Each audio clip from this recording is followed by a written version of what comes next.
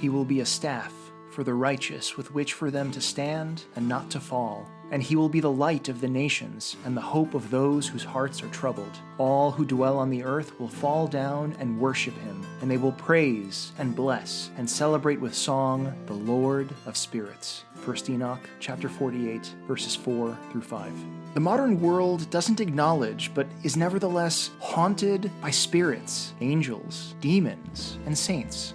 In our time, many yearn to break free of the prison of a flat, secular materialism, to see and to know reality as it truly is. What is this spiritual reality like? How do we engage with it well? How do we permeate everyday life with spiritual presence? Orthodox Christian priests, Father Andrew Stephen Damick and Father Stephen DeYoung, host this live show focused on enchantment in creation, the union of the seen and unseen as made by God and experienced by mankind throughout history. Welcome to the Lord of Spirits. Greetings, giant killers, dragon slayers, pursuivants of the perfidiously paranormal. You are listening to the Lord of Spirits podcast, and this is episode 121. I don't know, a few episodes back, I thought it was a good idea to start giving these numbers, just so we could all feel a little bit more exhausted. My co-host, Father Stephen DeYoung, the material menace that menaces the phantom menace, is with me straight from the swamp in Lafayette, Louisiana, and I'm Father Andrew Stephen Damick in Emmaus, Pennsylvania, perched precariously atop the arcane tower of podcasting, hovering dozens of stories above a disused gateway to the underworld. And this is a pre-recorded episode, so we're not taking any calls for this one. Next time, it'll be all calls, so get ready. Feel free to call and see what happens, though. Yeah, I mean, as we always say, has that ever happened? We don't know, probably because there's no one actually sitting there next to the phone. There might be tonight, though. There might be someone sitting there lonely and bored. Yeah, poor and you could Mike brighten DeGan. up their day with a phone call. Yeah. Everyone say a prayer for Mike DeGan. He has to spend his nights at the Ancient Faith studio. What else could he be doing with his time? I don't know. Mike Simple Plan DeGan. That's right. So... so this Lord of Spirits episode is brought to you by the Antiochian men. So this November 5th through 8th, 2026, you can join them in Temple, Georgia for their second annual Antiochian Men Conference and Retreat, which is titled No Man Left Behind, Brotherhood as a Path to Salvation. This event is a unique blend, much like coffee, of spiritual formation, hands-on challenges, and real brotherhood with talks from Father Barnabas Powell, Father Hans Jacobsy, Father Michael Butler, and our very own Father Stephen DeYoung. This is open to... That's right. This is open to all men 18 and older, so everyone is welcome to join. And yes, this is the line that they gave me. All are welcome to join in preparation for battle, both seen and unseen. Early bird registration. In a world. Right? I think we should write our own script for this that begins with, in a world of seen and unseen, where early bird registration is just $275. And that includes 3 nights and 9 meals. So don't eat all your meals on the first day because you'll use them up. You're not gonna beat that price. I do have to say, as a Dutchman. That's true. You can tell there are 2 Dutch priests involved in the planning here. What can we get that is absolutely the cheapest thing ever? 3 nights accommodations and 9 meals for 2 cents. Like, is gruel available? Come on, man. It's I mean, it's cafeteria food at a campground, but it's pretty good. Yeah. So this is an all Q&A episode too, but it's pre-recorded. This is a speak pipe palooza, as it were. So I have lined up. This is a 21 questions episode, literally. Although actually some of these people have asked more than one question, so it's really 21 questioners. These people. I know. You people. But enough of these stacked up in our inbox that we decided to go ahead and empty it on out and just sort of see what hits the ground. So you ready for the lightning round or the... I don't know. I'm trying to come up with something pithy to say. It's not coming. That lightning round isn't going to work. Oh, it'd be too fast. I'm going to end up rambling. Okay. This first half, I have to say, by the way, many of you had all kinds of but what abouts and so forth for our episodes about authority, Mosaic succession, apostolic succession. So we have decided to entertain a few of those, and I've just dumped them all here at the beginning of the script. Rebel scum. Nice. So this first one comes from Anthony, who has a question about the obedience of Roman Catholic priests. Why they're asking us about this, I don't know, but here you go. Dear Fathers, thank you for taking this call and hopefully answering my question. My name is Anthony. I'm calling from the peaceful town of Memphis, Tennessee. I'm a Greek Orthodox American, and I have benefited immensely from your podcast and show, so thank you so much for that. I just finished listening the very latest show on apostolic succession, and it brought to mind, in terms of obedience, it brought to mind a comment that was made in your episode with regard to baptism, that Father Stephen mentioned that there is a Roman Catholic priest somewhere in Louisiana who, against the edicts of his parish or bishopric, or the Pope of Rome for that matter, baptizes people who are not have 100% of their faculties, or something to that effect. So I was wondering, how would you justify a Roman Catholic priest, not being obedient to his bishop/pope, whereas obviously we do have obedience that any priest owes to his bishop within the Orthodox Church? Is it a matter of not being Orthodox, or how would you rationalize that? Thank you so very much for everything that you do, and God bless you. I feel like there's a lot of loaded in there. Like, would you rationalize the actions of a Roman Catholic priest who is disobeying his bishop, Father Stephen? So... yeah. Did he get this right? Like what? Based on, I don't remember exactly what you said about this, so I don't know. Somewhat definitionally. Okay, if you are in some kind of ecclesial body or religious body other than the Orthodox Church, to a certain extent, and a differing extent depending on the group, your salvation hinges on you being disobedient. Oh, there we go. See, that'll satisfy a lot of our anti-ecumenist listeners. Yes, because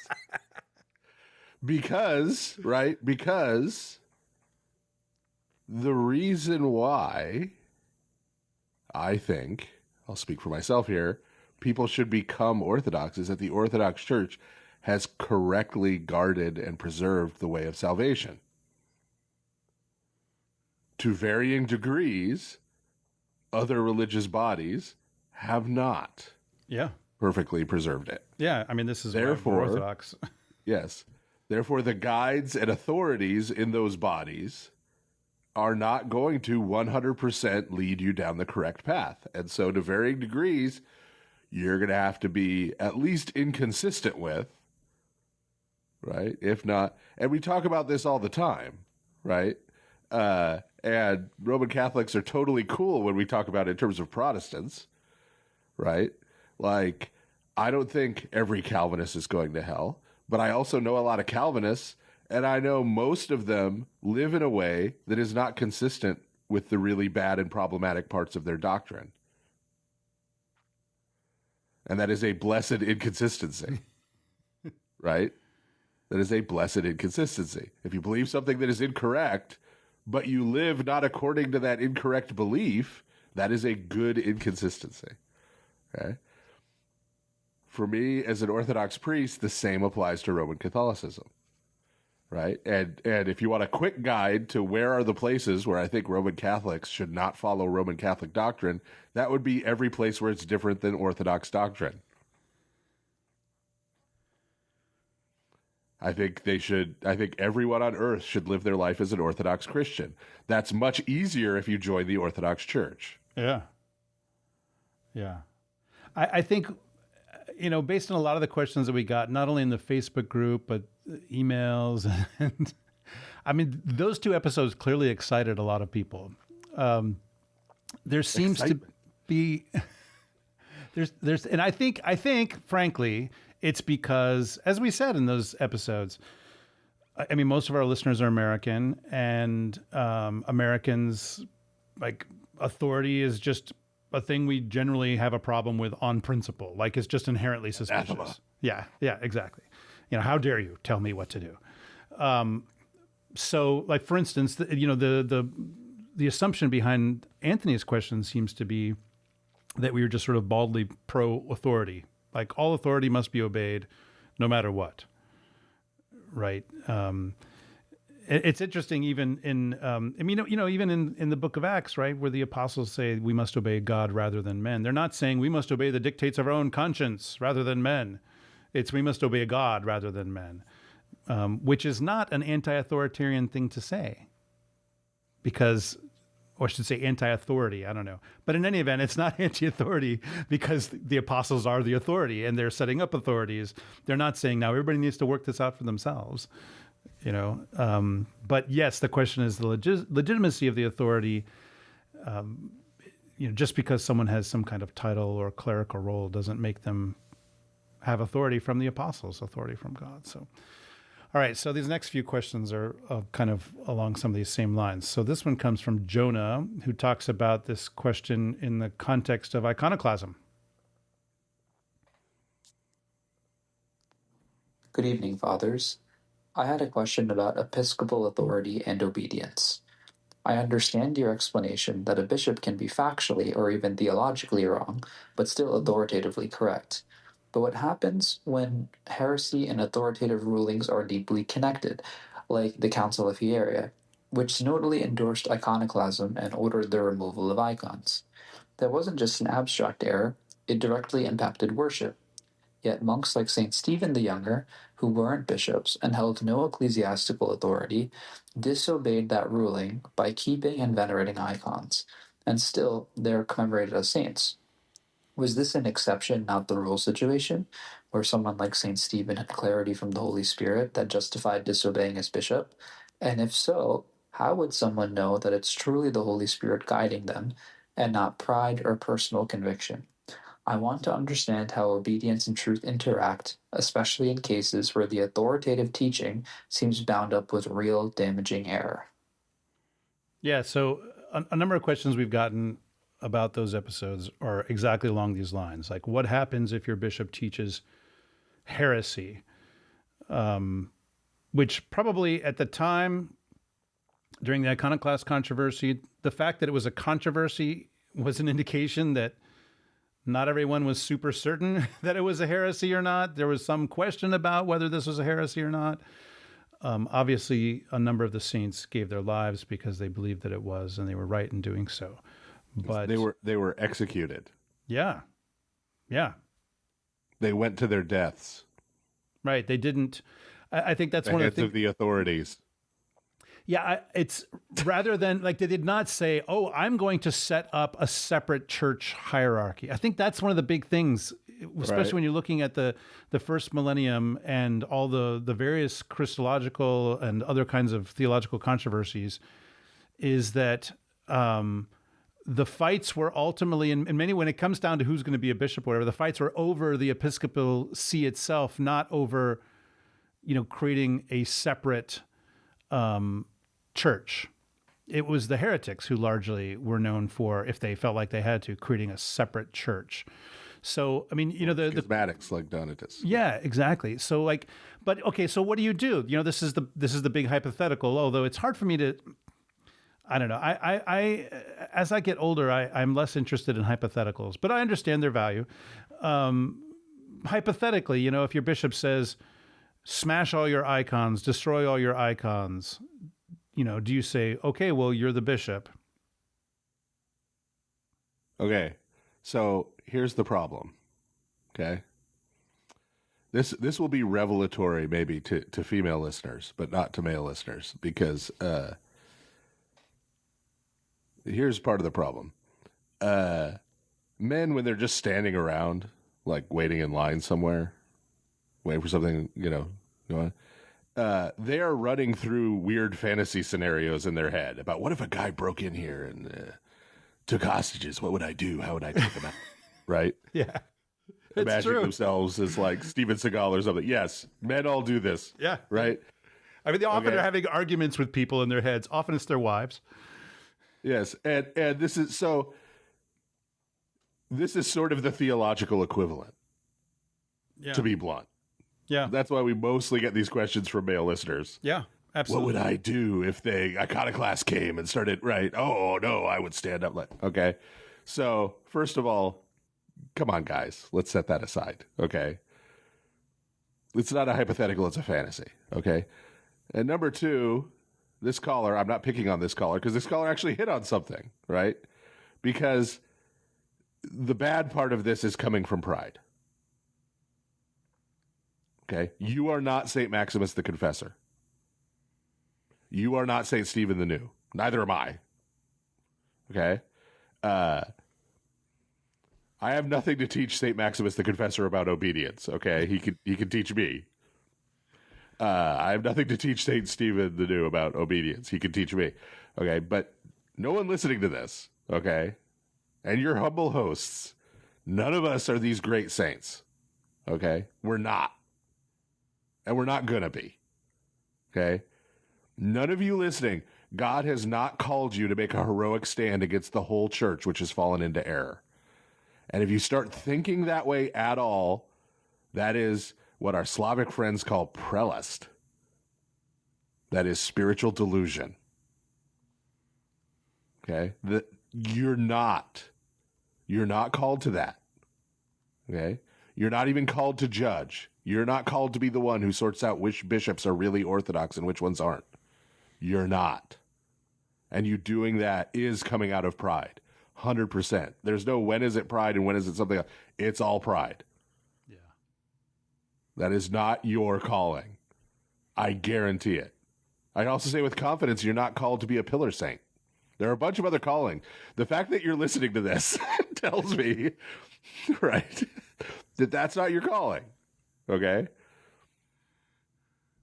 You're probably called like 99% of the Orthodox Christians in history and 99.999999% of humans who have ever lived to live a calm and peaceful life in godliness and sanctity. That's what you're called to. And that includes obedience. That doesn't include you making some kind of heroic stand for the truth. Okay? That's a nice fantasy when you're standing in line somewhere. And probably a better one than being an action hero, because at least you're being a saint instead of Steven Seagal. Yeah, and I would also add, this might might make some of our listeners cancel us, but you throw a big bone to the Antiochumenists at the beginning, so now I'm going to hit them from behind. A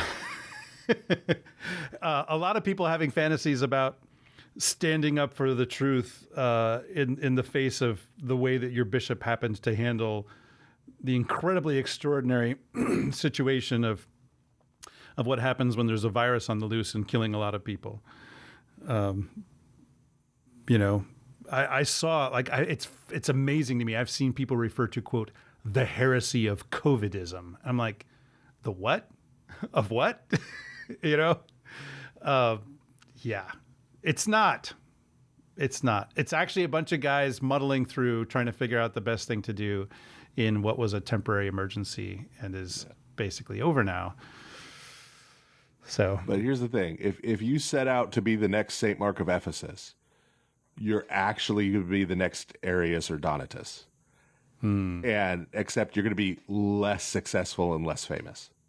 Yeah, you're going to be a footnote heretic. Yep. Don't nobody want that. All right. Here's another one. I think this might be very similar, but we'll just hear what James has to say about this. Hi, Fathers bless. This is James Cruz calling from Northern Virginia. I was just listening to your last episode on authority, and it's all good stuff. I'm calling about the principle at the end of the last episode where Father Andrew was saying that the Orthodox Church has no tradition of disobedience or going against the bishop. And the one story that came to mind was during the iconoclast period when the one bishop voted basically that icons were idolatry, and when he went back to his town, was driven out of town by his parishioners or, the people there. So I'm wondering how that works into the idea of what you guys were saying, bishops always being right, and there's no grassroots authority or power to overrule authority.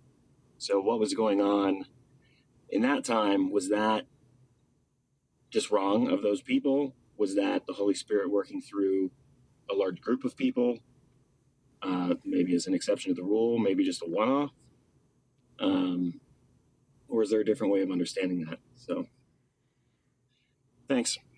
Yeah, so this one gives another twist to the question. The populist version. Exactly. Yes. Right. I mean, I remember. It's funny, and I actually misremembered this, or maybe I remembered correctly, but the thing that I remembered was actually incorrect. That one of the things that was said in the wake of the Council of Florence, where of course the Orthodox bishops, most Orthodox bishops, very infamously capitulated to Trinitarian heresy, that is the Filioque clause, in order, basically as part of a kind of a political deal to get military help from the West against the encroachment of the Turks, that it was said that Isidore of Kiev, that when he went back home, he was attacked by crowds and dragged through the streets, et cetera, et cetera, et cetera. And I mean, have you heard that story? I remember hearing that story over and over again. I don't know, maybe. And what's funny is, so that's long after I lose interest in the world. Yeah, that's right. 1,000 years after. And the reason why I happened to look this up was I was putting it in a piece of writing. And someone asked me about one of the my editor actually asked me about one of the details, and so I decided to go look it up, and I realized that story is completely not true. What happened was it was actually the local secular ruler who deposed him, and he left and went on to become a Catholic cardinal, and actually, and lived out the rest of his life in the West. So that's not how that went down at all. But the other thing I want to say about the Council of Florence, since this often gets brought up as an example of, the people need to rise up when their bishops are wrong. And it is true that there was some civil unrest in some places or whatever. But it was not that all the bishops capitulated and only St. Mark of Ephesus did not. There were bishops there from Georgia who did not capitulate either. They did not sign on either. And indeed, there was a whole lot going on, like the Patriarch of Antioch.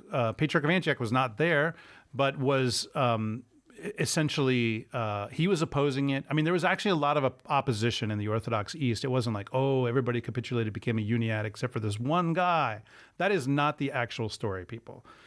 So that means that there were bishops leading people in the appropriate Orthodox way at that time, lots of them, not just the one. But the thing I want to say about this populist version is, yes, you might say, okay, a heretical bishop getting dragged through the streets, so that's the judgment of God. And especially if you are that bishop, that is how you should see it. But the judgment of God comes at the hands of people who are not necessarily doing good and holy things. Like when the Assyrians came in and carried off the 10 northern tribes of Israel, that is interpreted in the scripture as being the judgment of God. Massacred most of them. But right. Yeah. Massacred, carried off.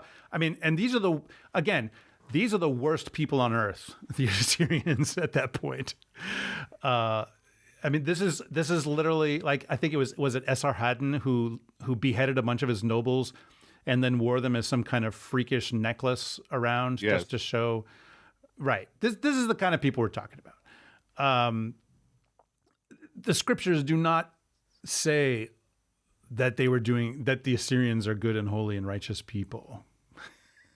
It doesn't say that. So just because something is the means by which the will of God is carried out doesn't mean that those people are doing the right thing in and of itself, right?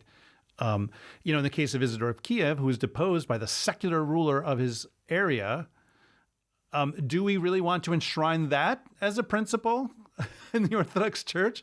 That it's cool? I mean, it's happened many times in history. Do we think it's good? Is this a good thing? That secular rulers should be given the imprimatur by the Church to depose the hierarchs that they regard as heretical, that they regard as not a good idea, as doing the wrong thing? It's pretty dangerous grounds. Kind of makes you rethink that whole Symphonia thing, huh? Which is not Orthodox doctrine, by the way, everybody. Yeah. So part of the problem, and I know this is a hard shift. We've talked about this a lot on the show. Orthodoxy is not a system of doctrine that you assent to. Yeah. It is not a certain narrative of history. Right. Sign off on a series of valuations. That's not what Orthodoxy is. Orthodoxy is a way of you and me living our actual real life in the world now today. Okay? And if you try to live your life in the world now today with the idea that you need to judge everything your spiritual father says to you as to whether it is correct or not, whether it's really orthodox or not, you will not have a spiritual father. You will have a guy who occasionally gives you advice that you follow or don't follow as you see fit. That's not the same thing. Okay? So frankly, if you're going to do that, right, if you're one of my parishioners and you're listening and that's how you approach confession, don't bother coming to confession. You're wasting my time. There you go. If you have no intent of, doing anything I say. I mean, right? It's this. What are we doing? What are we playing? Right? Yeah. If you want a spiritual father to help you find salvation, you're going to have to do what he says. And you're going to have to do it uncritically. Because if you evaluate every word he says, again, it's a waste of time. It's a sham. Okay? Yeah. If you're not going to submit yourself to the life of the church, if you're just going to live the way you see fit, right? In addition to the arrogance and pride I was talking about before, where you're assuming that, well, you have all your theology correct, so you can evaluate the bishop's theology and decide if he's a heretic or not, right? Aside from the just implied arrogance there that you have it all together,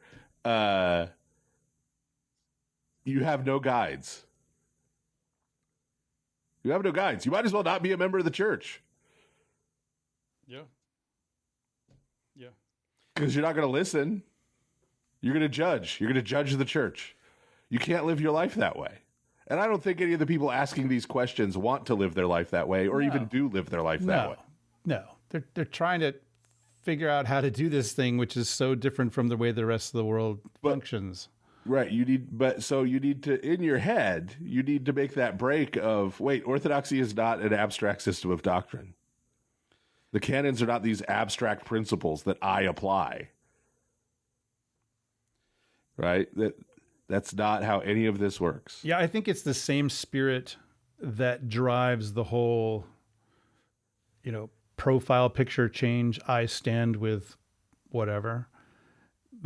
And that is regarded as, or, posting the appropriate opinions on Twitter or whatever. This is regarded as an actual act rather than just, it's funny. You don't hear the phrase virtue signaling as much these days, and maybe it's because it's now become accepted that is virtue, that these sort of verbal affirmations. The spin-off piety signaling. Yeah. There you go. So with the retreat of humans into more of a digital space, then I think that these kinds of purity tests are becoming more and more the definition in some people's heads of what it means to be faithful.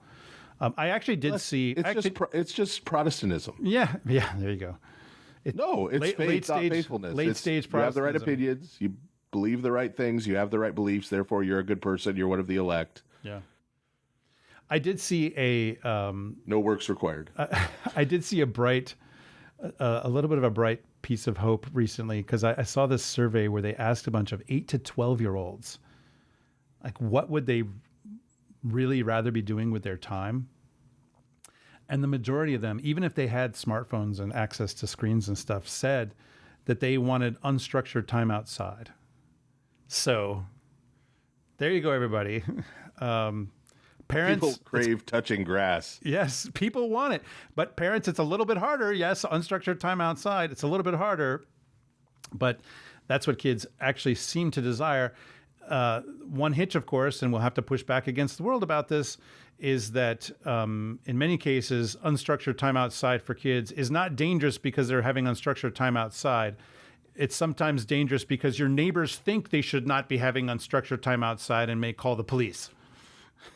So don't do that. Nobody likes a rat. That's right.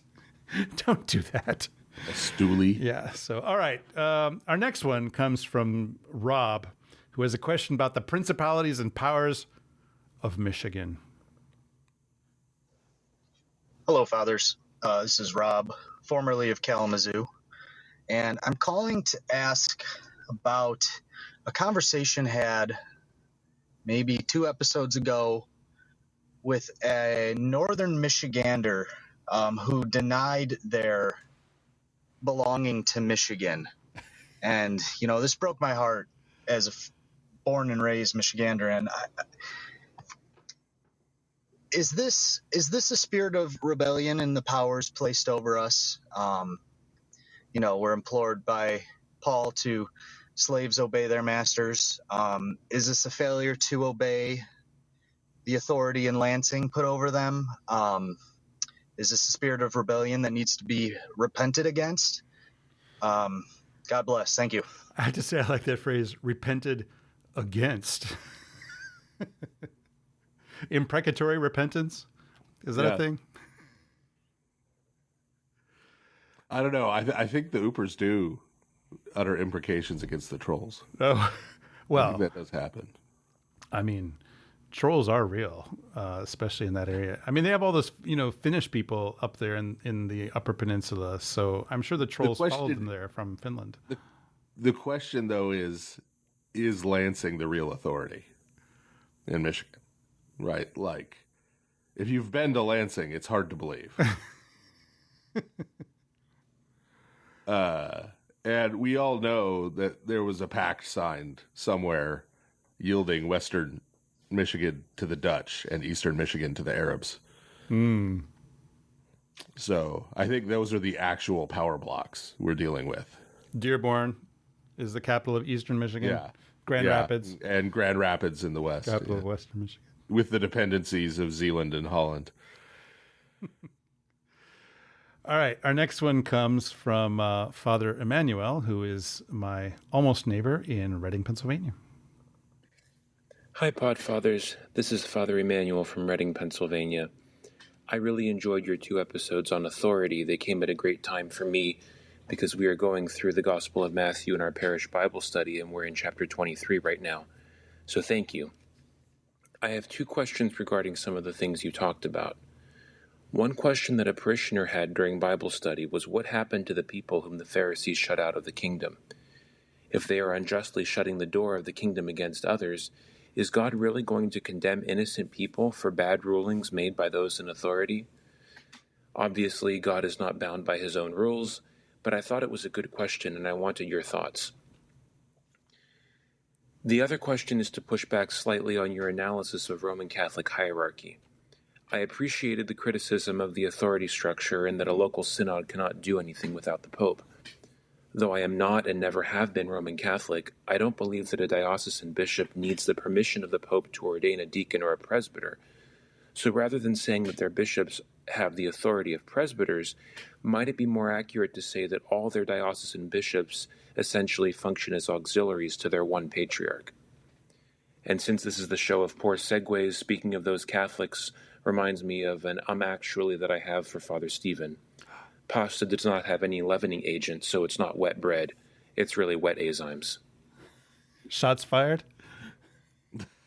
Well, the question there is, do enzymes count as bread?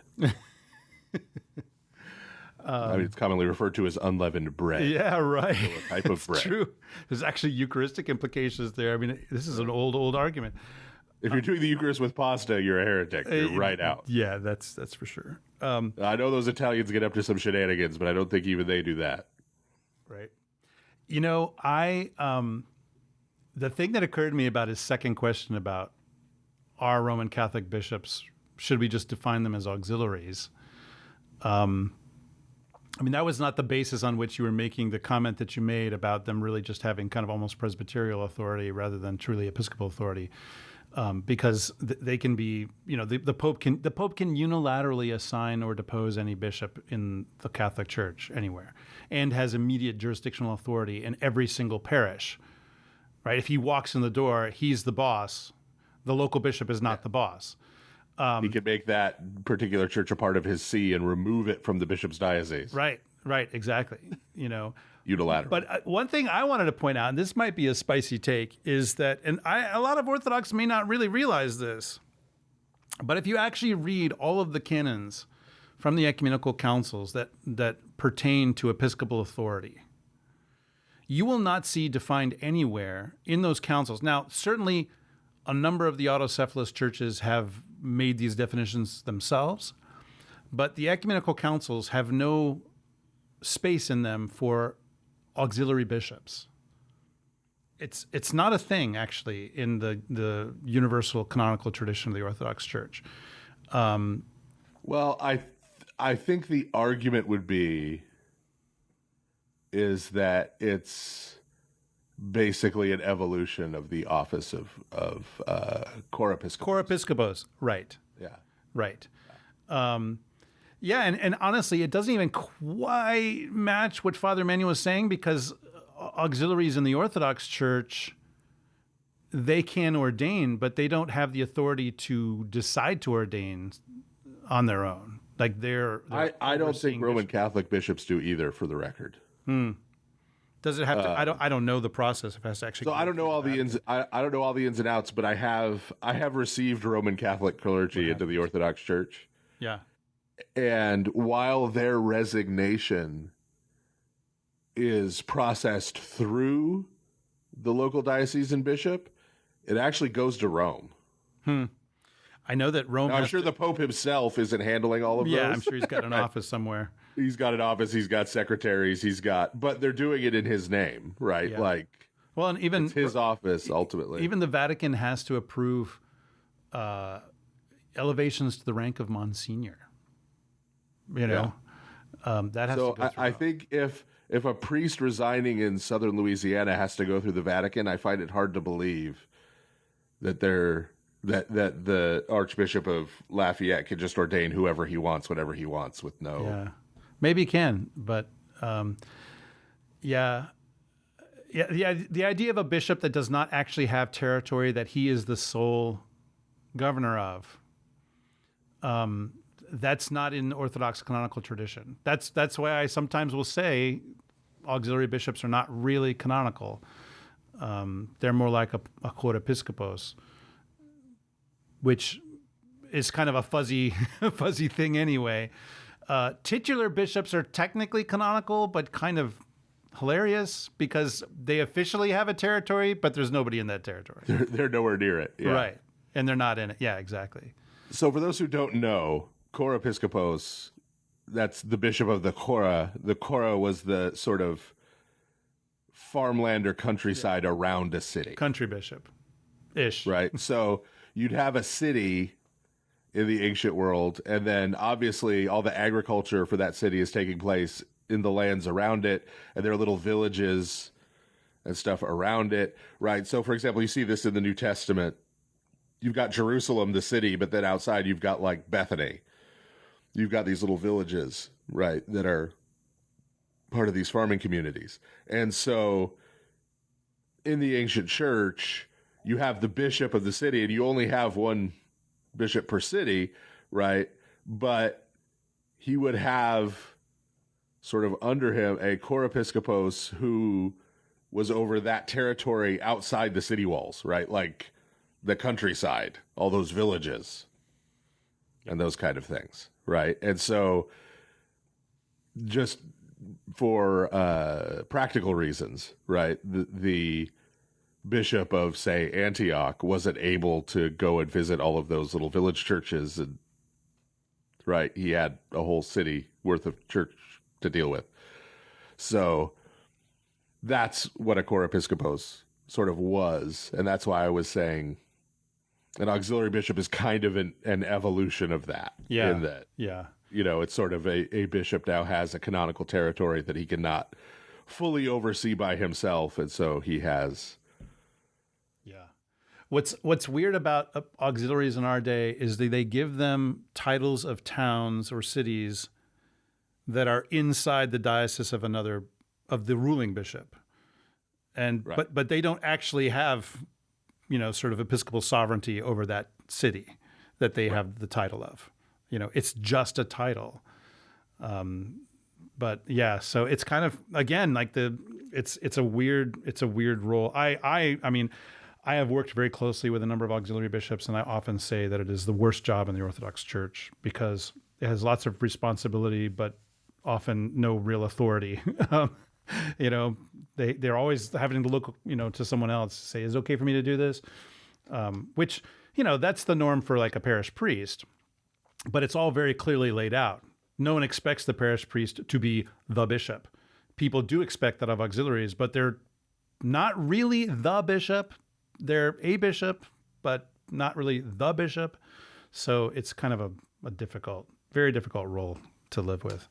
So, all right. This next one comes from Milan, who is asking a question about the census. Oh, just for the record, if anyone's listening, I think the Antiochian Archdiocese does everything right.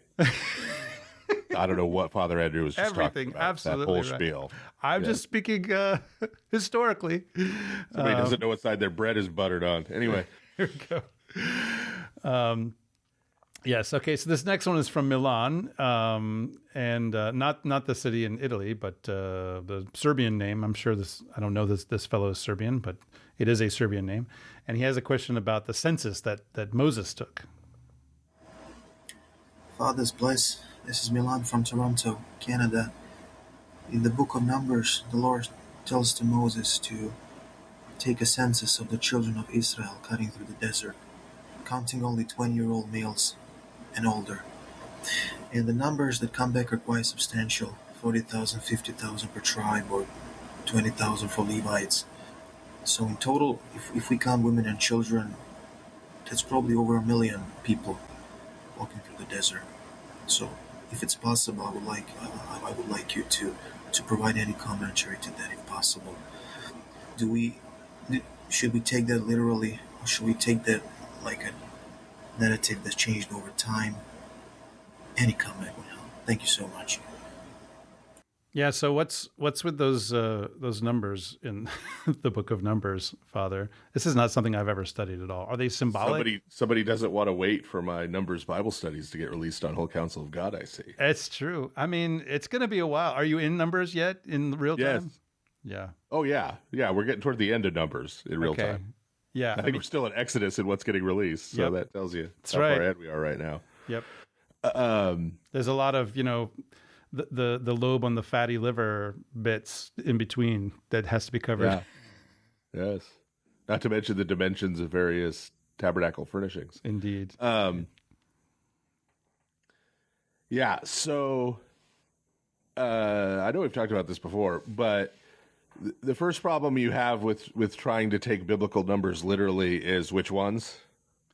Yeah. Different manuscripts, different traditions. Because if you look at, Greek and Hebrew are radically different. Yeah. The numbers are radically different all over the place, right? And there's a reason for that. They didn't have numerals. Yeah. So they wrote numbers using letters. Like which letter of the alphabet it was, right? And then sort of line them up. And to make it even more confusing, especially in Hebrew, sometimes those letters that are lined up to record a number actually make a word by happenstance. Right. I mean, we're probably, most people are familiar with Roman numerals. It's actually Roman numerals are actually a much simpler and more precise form of this. Yeah, because Roman numerals are letters. Yeah. They are Roman letters, right? But it's at least a standardized system. Whereas Hebrew and Greek will both use every letter of the alphabet. Right. Right. And so just as a real straightforward example, right? In the New Testament, we've got 1st, 2nd, and 3rd John. Yeah. Right? The Greek titles are actually John Alpha, John Beta, John Gamma. Yeah.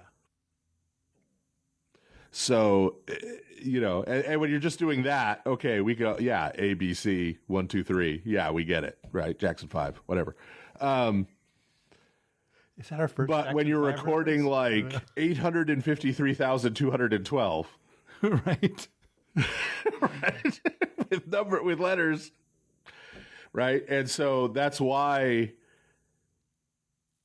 when you go into a Greek translation, right, you get right, the numbers all get confused, right. The other thing you have to remember is that numbers were always rounded off in the ancient world.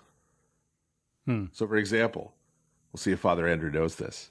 How many men in the Roman legions were commanded by a centurion? Well, the word means 100, but I'm sure it's not. But you can tell this is a trap. Right, exactly. The answer is 90. Yeah, there you go. So... it's about 100. There's a lot, right? There's a lot of just generalization, right? And this is particularly true with the number 1,000. So there's actually a word for 1,000 in Kilios, where we get Kiliasm from, right? In Greek, right? That means 1,000. Right. And so we, as modern people, hear 1,000 and we think 1,000. One more than 999. One less than 1,001. Right. But 1,000, Kilios in Greek, especially when you go back, the earlier you go, just means crowd. Yeah. And I mean, or bunch or pile. And it's interesting, like in modern English, because we do have this idea of precision in numbers, but we still want to have words that do this kind of thing. What we do is we make up words that sound like numbers. So like, oh yeah, there was a gazillion. How many is a gazillion? It's just a whole lot, Yeah, right. But so that can just refer to, that word Kilios can just be used to refer to like a pile. Yeah. Or one Sagan, which is billions and billions. Like you'll say, so what it will say, the way it'll be translated into English was, in the market, there were 5,000 fish. And you're like, seriously? They had 5,000 fish in this fish market? And what it really just means is 5 heaps of fish. Yeah. And he didn't count all the fish in a heap. Right? And so this is what's going on in those census numbers. That's why they're all round numbers of thousands. It's some number of thousands, right? And so those thousands are probably the big clan units, the big groups of people, right? Like a set of extended families that were related to each other in a clan. The tribes were made up of clans. So when you read 20,000, that's really saying there's like 20 clans of people. And that big group of people might have been like 150. Yeah. Or 132 or 187. 20 heaps. Actually, in Old English. Or 500 or 600, right? We don't know for sure. In Old English, heap, which is the origin of our modern word heap, can refer to just a bunch of people. Okay, well, there you go. In fact, I think, I don't know, I haven't had the chance to look this up, but I think that might even be the original sense of it. It just means a bunch of people. You travel around with your heap, which I love that so much. But so, yeah. And so, yeah, you don't take those numbers literally. There were not 1 million people. They would have died. Yeah. Like, it's not possible. Like, the amount of livestock, the amount of sacrifices that would have been required. Yeah. Well, and just the sheer logistical complexity of a moving group that size. Yes. Like there's a reason that large armies moving is just a huge problem in and of itself and causes a lot of destruction and death and disease. Right. So we know it was more on the 187 side than on the 800 or 900 side, in terms of what those thousands mean.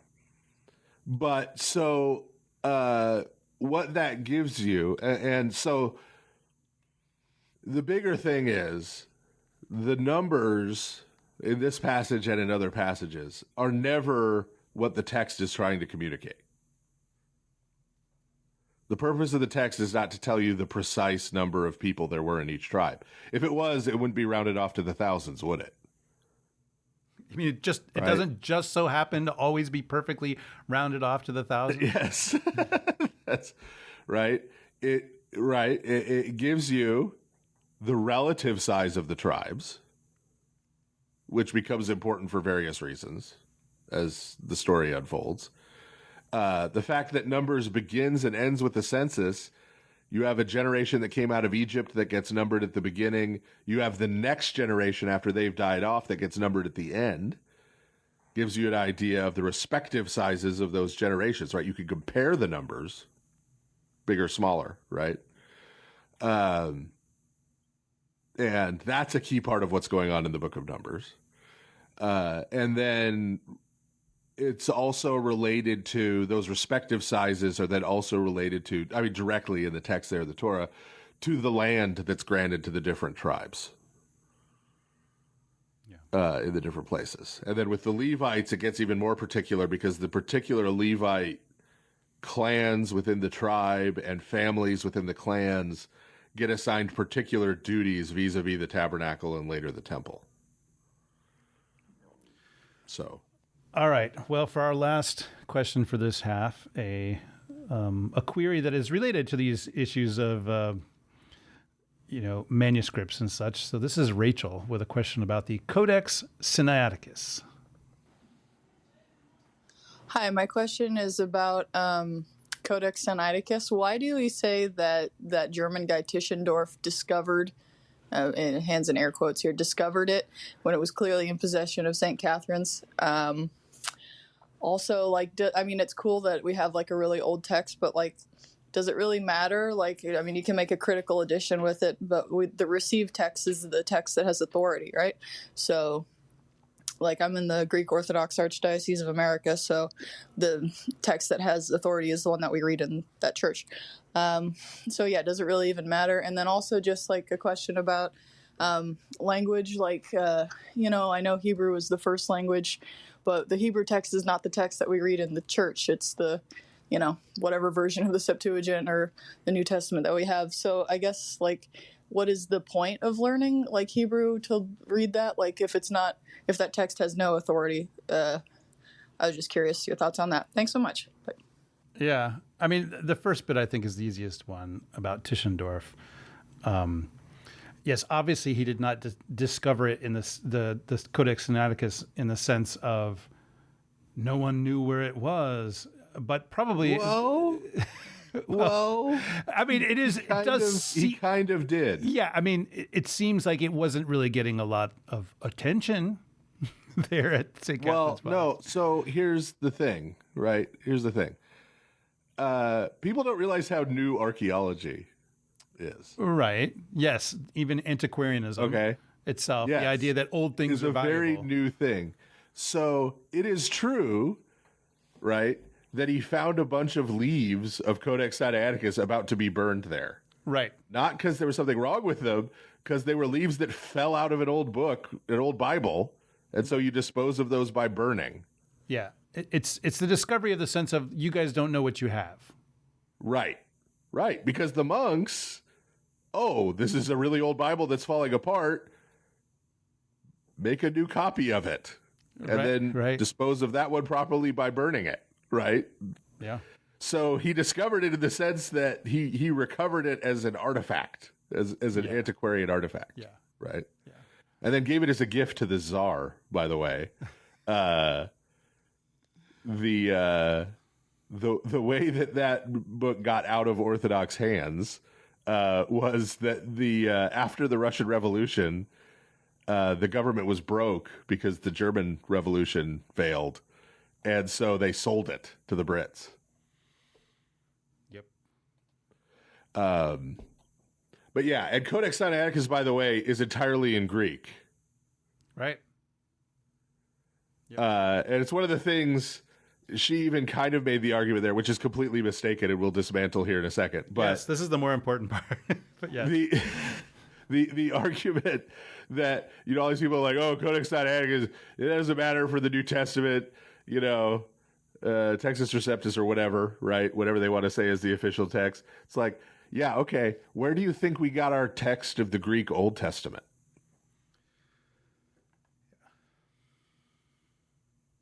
Any text of the quote-unquote Septuagint that you buy is based on Codex Alexandrinus and Codex Sinaiticus. And there's not, if I recall, there's not much difference between them. Is that right? Between those two? Yeah. No, there's not that much difference. Yeah. But now, Codex Sinaiticus has 3 correcting hands. I mean, it gets really complicated when you get into the textual criticism part of it. And most people, their eyes roll back in their head. A friend of the show, Bart Ehrman, was here with us. He's into that. I mean, that's his thing, is text criticism. We could talk about the second correcting hand of Codex Sinaiticus all day, he and I, and bore you all to tears. But he's always welcome to come on the show and do that. Yes. He's more New Testament textual criticism, but I'm sure he'd still be cool to talk about. But anyway, it's all in Greek. We're missing the first part of Genesis, actually. That is part that fell off, right? The front of the book. But so it's important because it's an early Greek textual witness to the Old Testament, right? Yeah, mid-4th century for people who don't know. Yeah, AD. Yeah. And before the Dead Sea Scrolls, that was really early, right? That was way earlier than the Hebrew text we had before the Dead Sea Scrolls. Tischendorf finds the Old Testament in 1844, which might seem like a long time ago, but is pretty recent in terms of the modern world. The Orthodox Church, yeah. So, So it is true. It is true that the biblical text that has authority is the one that they read in your church. That for most of our listeners would be an English text. Yeah. Right. Wait, no. Not to put too fine a point on it. But even if you're in a Greek church that's doing the scripture readings in Greek, in the original Greek, they're not reading from the Textus Receptus. The Textus Receptus is a second generation text after Erasmus of Rotterdam. See, this is Western Europe. Western Europe in the 16th century. TR actually comes out of Stephanus's later. But anyway, that's a compiled Western Greek text. Okay? And most of the book of Revelation in that text is back translated into Greek from the Latin version. Yeah. Because Erasmus didn't have any Greek manuscripts of most of Revelation. That's not how it was recepted. Yes. Okay. By anybody. And it has things, that's why it has things in it like the Comma Johannium, the reference to the Trinity in 1 John, which if you think that's authoritative for orthodoxy, I urge you to get the patriarchal Greek New Testament text and read the footnote. It's not that we don't believe the content of that. We believe in the Trinity. Yeah, but that's just not in the... Don't you think a church father would have quoted that at some point in the 4th century if that was in 1 John? Yeah. None of them do. Anyway, so that's but yeah, in fact, the patriarchal Greek text, which is the text you would be reading in your Greek Orthodox church if they were reading it in Greek, the patriarchal Greek text has 0 manuscripts in common with the Textus Receptus. None. The patriarchal Greek text was compiled in 1904, and then they did a new edition in 1912. The 1912 edition is really what, because they made a bunch of corrections. Is based on 250 lectionary manuscripts. And when we say manuscript, we should remember, by the way, that means handwritten document. Yes, handwritten. Because at the beginning of the 20th century, the churches in Greece, the vast majority of them were still using handwritten gospel books and epistle books. Okay? 300 Part of that's years. because the Turks wouldn't let them operate a printing press. Yeah, as I say, 300 years after the introduction of the printing press into Europe. Yes. Okay. So these are from handwritten, 250 of them. That's why you need 250 of them, because any handwritten text, you're going to have errors and typos and things that are illegible because they got smudged. Yeah. Right? 250 of them, handwritten, were brought together, the ones actually being used in Greek churches in Greece at that time. And they compiled this critical edition, the patriarchal text, from that. Okay. Textus Receptus was compiled hundreds of years earlier from a much smaller and completely different set of manuscripts By a Dutchman. in Western Europe. Right? And printed. There is no connection between the two. Okay. Unfortunately, one of the several unfortunate things that has happened in the United States, based on a lot of evangelicals joining the Orthodox Church, is that some of them have brought some of their weird King James only arguments with them into the church. Dun, dun, dun. And this is one of them. Yeah. Okay. So, Codex Sinaiticus is a Bible that was used at St. Catherine's Monastery on Mount Sinai.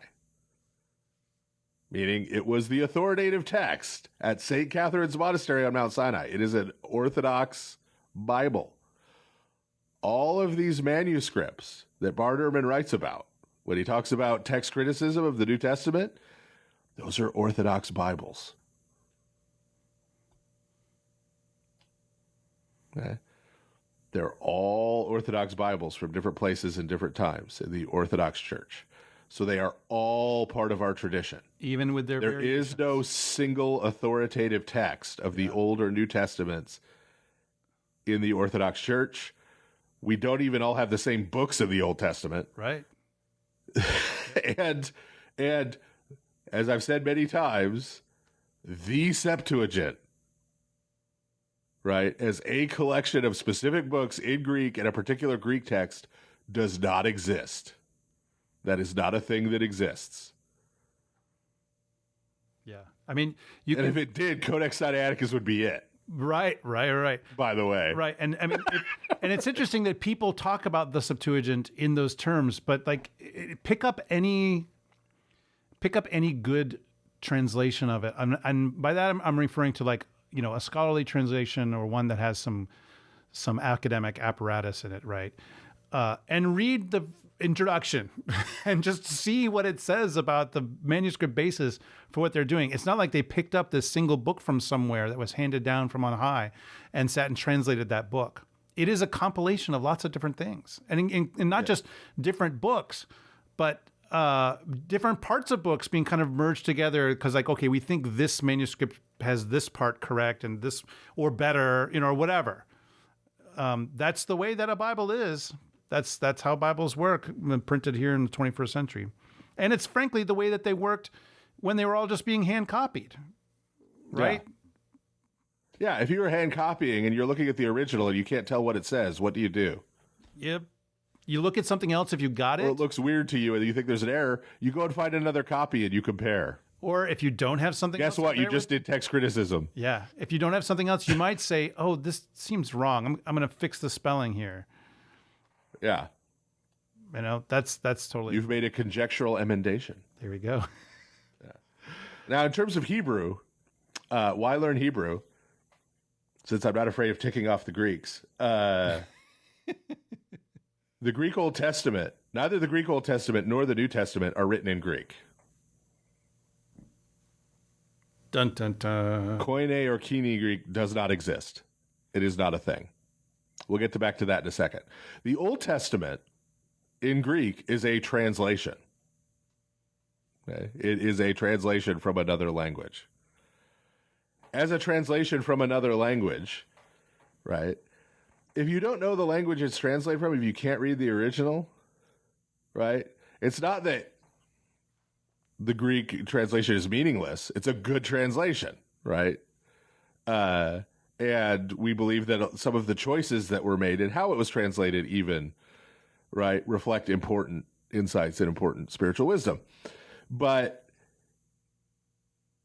you can't fully understand it because, for example, there are grammatical structures in quote-unquote the Septuagint that are not Greek grammatical structures that you won't understand unless you understand the Hebrew that it was translated from.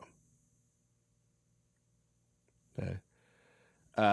And you won't know where choices were made and what those choices were and understand their significance if you don't know anything about the original.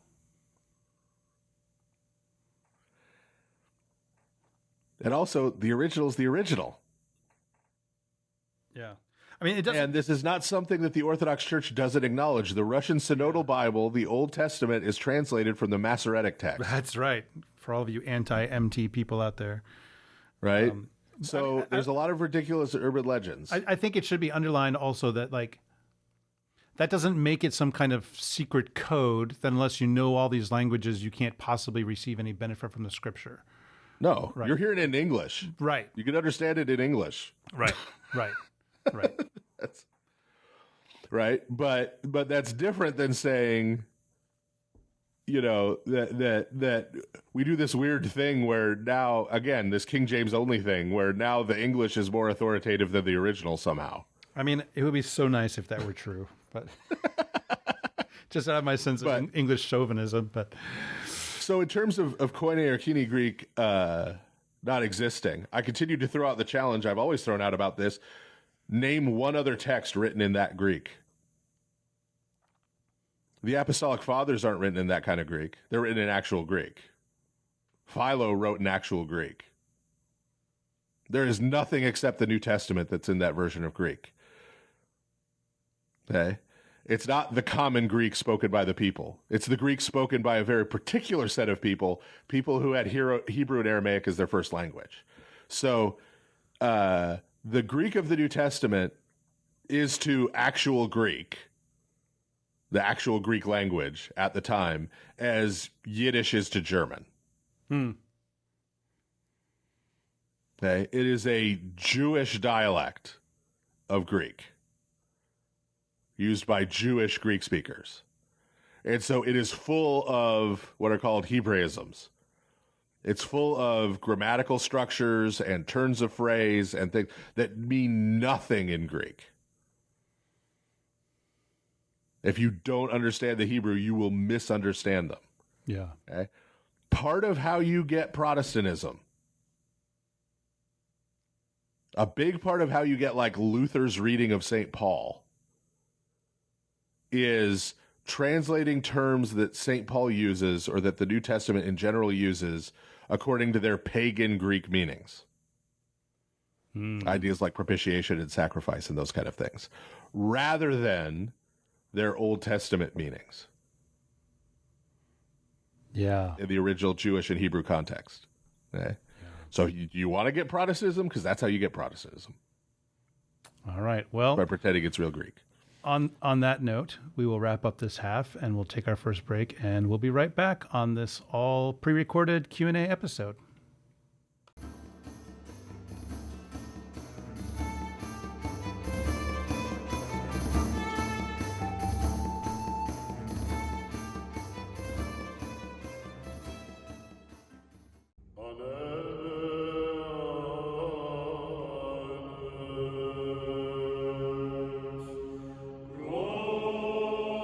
For centuries, Byzantine music has sustained Orthodox worship around the world. Now, the St. John Kukuzelis Institute of Liturgical Arts offers online classes in notation, theory, and practice, and free classes in liturgics with a faculty led by John Michael Boyer, author of the acclaimed book Byzantine Chant, The Received Tradition. Registration is open now for classes in September at kukuzelis.net. That's KOUKOUZELIS.net.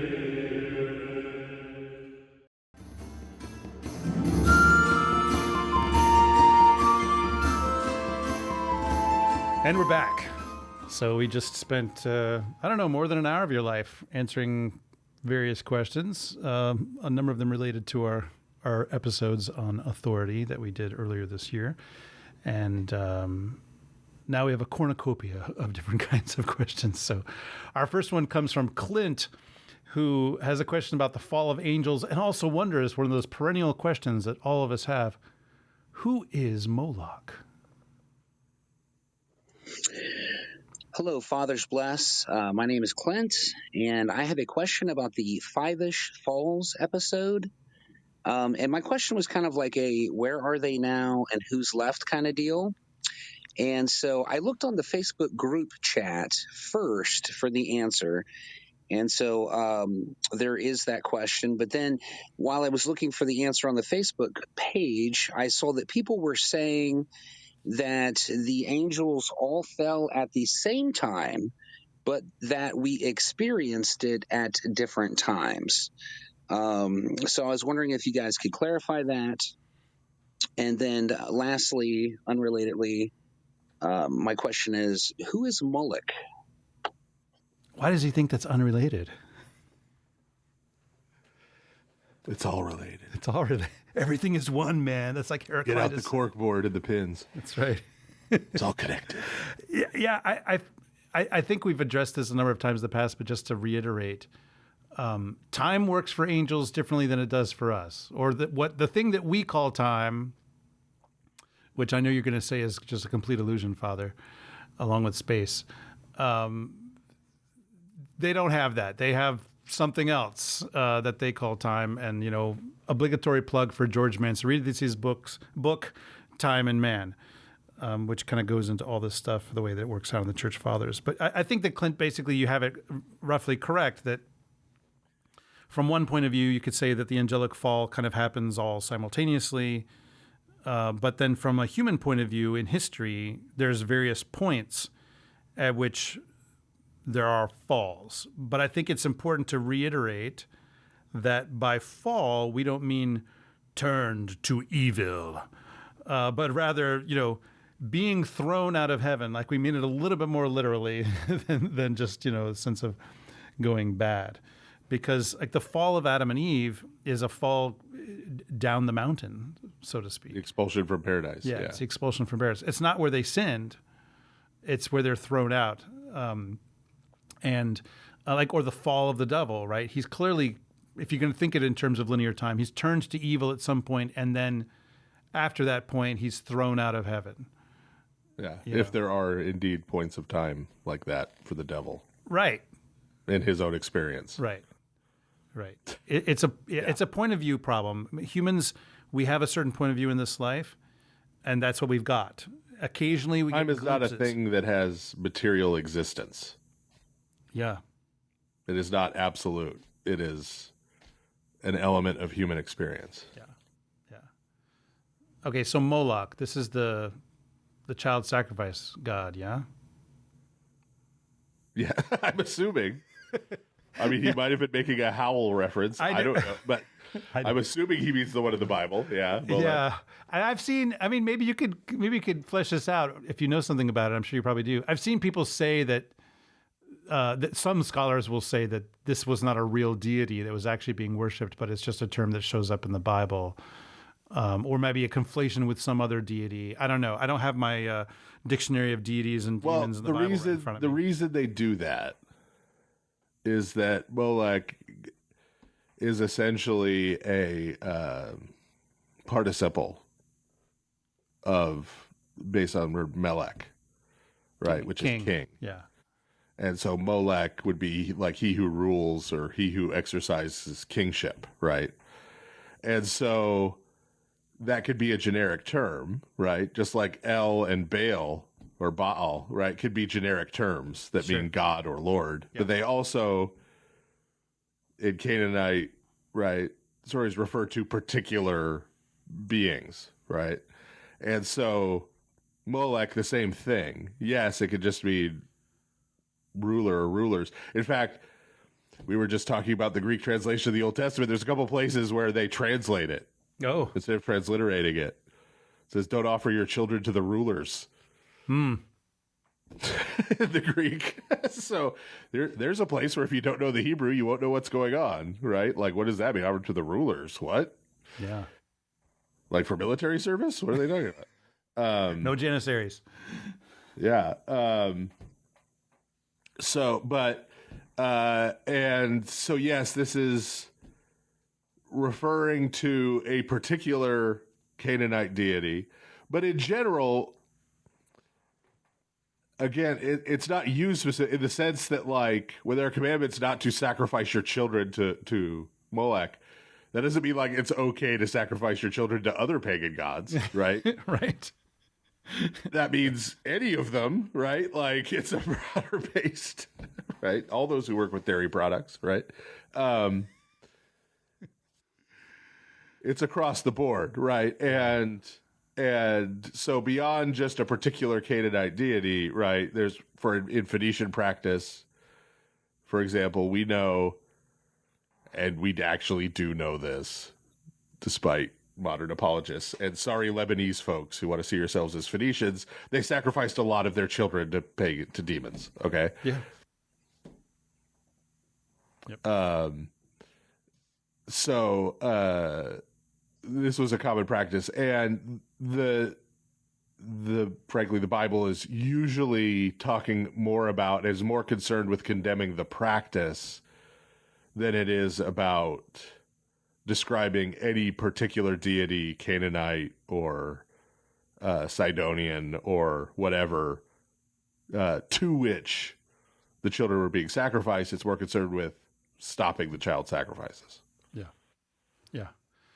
Yeah. I mean, as we've said a number of times in the podcast, it's interesting to try to work out the identities and details of all these demonic cults. But the main, as you said, the main purpose in the scriptures is to say, do this, don't do this. Not, oh, here's a dictionary of deities and demons in the Old Testament, as useful as that can be. So, all right. So our next question comes from David, who is asking whether a particular kind of Hindu ritual might be a Nephilim ritual.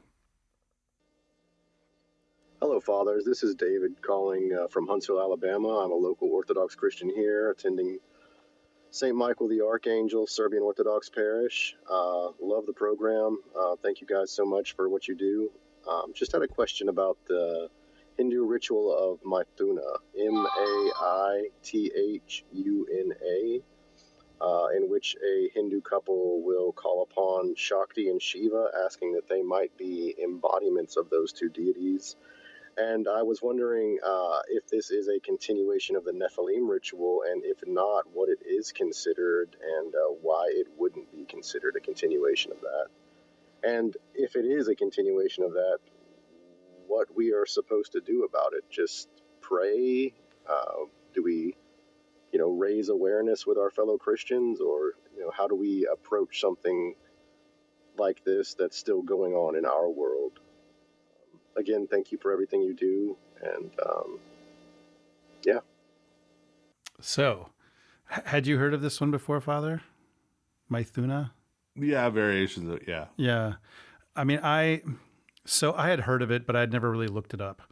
And there are some significant differences. Number one, one thing that David does not mention, that this is part of, as I think it would be pronounced, Tantra or Tantra, as English speakers would usually say. So, yeah, parental advisory. This is Hinduism is a broad category. Hinduism just means the religion of the Indian people. Yes. So there's a broad swath of practices. Huge number of different religious traditions all in that region. Under that category. Yeah. So this particular one, I mean, you can look this up, kids. No, not kids. Adults. Adults, you can look this up. Yes. Sorry, there was the general how I refer to our listeners. What are you doing, man? As kids. I don't know. I know. What's wrong with me? You can look this up. It is a sexual ritual, and yes, there is calling upon of Hindu deities. But it does not seem to have the purpose of conceiving a child.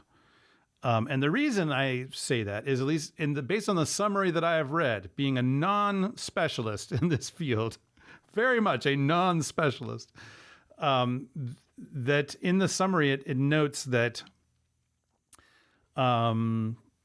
one of the goals of this theoretical kind of spiritual enlightenment that they're engaging in, one of the I shouldn't say one of the goals, but one of the means is that that which the man contributes to conception not be delivered. I'll just say that is part of what's going on. So yes, it's not for Everybody the purpose. knows that part of tantric yoga, don't they? I hope not. I don't know. Have you never read an article about Sting? Anyway. I don't think I've ever read any articles about Sting. Have you never seen the movie Go? I have not seen the movie Go. Doug Liman movie. Yeah, okay. Yeah. Well, that explains a lot. It says so much about me, doesn't it? Yeah. So yeah, and then the question he asked, like, well, what are we supposed to do about it? I mean, obviously, if you have neighbors that are not converted to Christ, try to convert them, but yeah, don't do this, right? That's the main thing. Yoga in general, not great. Tantric yoga. Yeah, exactly. But yeah, and so just more broadly, right? Hinduism is basically ancient paganism, right? And yeah, Indian paganism. That's one of the interesting things about it is, like we said, it's a variety of things, but it's basically the variety of things you get in ancient paganism. Right. So you get like the Brahmin stuff, which is the more refined version, more like, Plato's paganism. And then you get everything down to just sort of straight out idol worship and everything in between. Right. Yeah. And not every sex ritual is a Nephilim ritual. Yes, there were plenty of sexual rituals and sexual immorality in those rituals of all kinds going on in the ancient world. Yeah. Right? They weren't all rated. Really, when we're talking about the Nephilim thing, there's a couple of elements that are important. Number one is conceiving a child, but even more important than that, to even be in the category, you've got to have a king or a ruler involved. Yeah.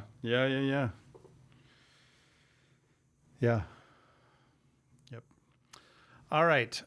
This next one, I don't know what you're going to say about this. So I'm wondering if you're going to drive away all of our homeschooling listeners. So we'll just see what happens. Why not? Why not? So this is from John. And he had a question about a comment that you made, Father, about Western civilization not being a thing. So what does that have to do then with classical education? This is Reader John in Mid-North Indiana. In your Time See What's Become of Me episode in early August 2024, Father Stephen fairly zestfully tore into the idea, which we all are in varying degrees taught in school, that there exists such a thing as Western civilization, with a march of progress from Sumer to present. I appreciated that, but it certainly leaves me with a question. What then are we to make of Christian classical education, which draws on those Greek and pagan sources as part of our history, our culture? What should an Orthodox day school look like, if not like classical education? All right. Well, I have a comment about that before you drop a huge portion of our listenership. Yes, before I run everyone off. Yeah. So we'll actually hear what you have to say. Yeah, there you go. You can actually I will say, I don't know if I've referenced this on the show before or not. Maybe, probably, we've been doing this. This is hundreds of hours of this now. So I do not remember. It actually always kind of cracks me up just a little bit in an endearing way when someone says, could you tell me if you guys have ever said anything about this on your show? And I'm like, I don't know. It's like 350 some hours of stuff. I don't remember everything that we've said. Anyway. The correct answer is yes. Yes, probably. And then just leave it there. Yeah, there we go. Would you care to expand on that? No. But I am a big fan of St. Basil the Great's text, which is often given the title, An Address to Young Men on the Right Use of Greek Literature. As far as I know, he did not give it that title, but it is what is happening in that text. You can look this up on the internet and read it for yourself. And what he says in that text is that it is valuable to read the texts of, because this is his cultural context, right? It is valuable to read the texts of Greek paganism, whether it's the stories or the philosophical texts or whatever. But he also says you should not do so indiscriminately. Don't just accept everything that's in there. And, he doesn't, now he'll say, for instance, when you read this, be deaf to that. And by that, he does not mean don't read it, because obviously you wouldn't even know that those portions are in there if you weren't reading it. But rather he means don't, if you read something bad in one of these texts, something that is not in alignment with the commandments of God, then don't obey that. Don't take it into yourself as the way that, something that should form who you are. And he says, if you see something virtuous, then that's good.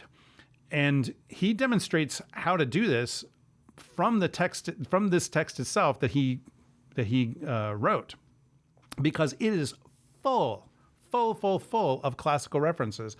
And there's a few translations that you can find on the internet that actually annotate all the texts he references in this. So this is a guy who clearly knew these things really, really, really well.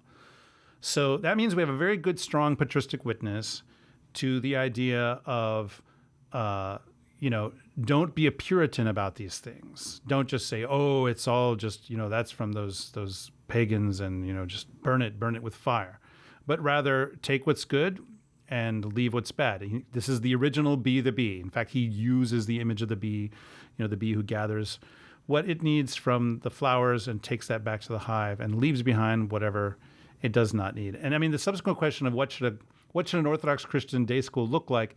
I mean, it should look like the way that the people putting it together, what seems best to them. I'm a fan of do what is right in your own eyes, people. That's Father Andrew's message for you today. Yeah. I mean, the thing is, I'm a fan of various things that are called classical education, but the truth is, if you actually look into this with the professionals who are working on this kind of stuff, they will tell you that there are multiple different models that are all going by this name. So how that works out locally is going to largely depend on what your local teachers are capable of doing and what the, parents would kind of like to happen. But the point is that it should be Orthodox, and it should be teaching Orthodox Christianity. Certainly, I think, based on what you said, Father, I don't think that it should be about the glories of ancient Rome. To me, it's the mixed bag that is ancient Rome. That seems to be St. Basil's approach to it. So that's my opinion. What's yours? Right. So you're being very egalitarian in your presuppositions. Yes. Because in St. Basil the Great's day, education was not universal. Yeah, that's right. So part of what we have to ask in terms of interpreting what he says in that text is, who's he talking to? Who was it who was being educated? And for what purpose? Right? And the reason I bring that up is, really, that's the guiding question. Right?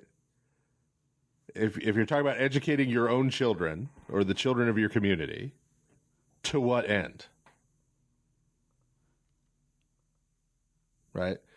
And I think in the classical education model, there is this idea, which I think at one point was actually really well lampooned, but which most people don't take to this extreme, right? What was that book? Back in the early 90s, there was a really popular book by a conservative political guy that was basically like, the reason we have all these problems with crime and juvenile delinquency is people don't read the classics anymore. Oh, is this maybe Bill Bennett? Yeah, Bill Bennett. Yeah. And that was sort of lampooned, right? Like, yes, if we could just get everybody slinging crack to read Aristophanes' The Clouds, like all our problems would be solved. Right. I mean, I remember, when I was an undergrad, I recall, like, some of this discussion happened because I was reading a lot of course, English Renaissance literature. So what is classical education? As one does. And I still occasionally do. And so this question comes up, of course, because Renaissance English writers are all very concerned about, the classical literature, right?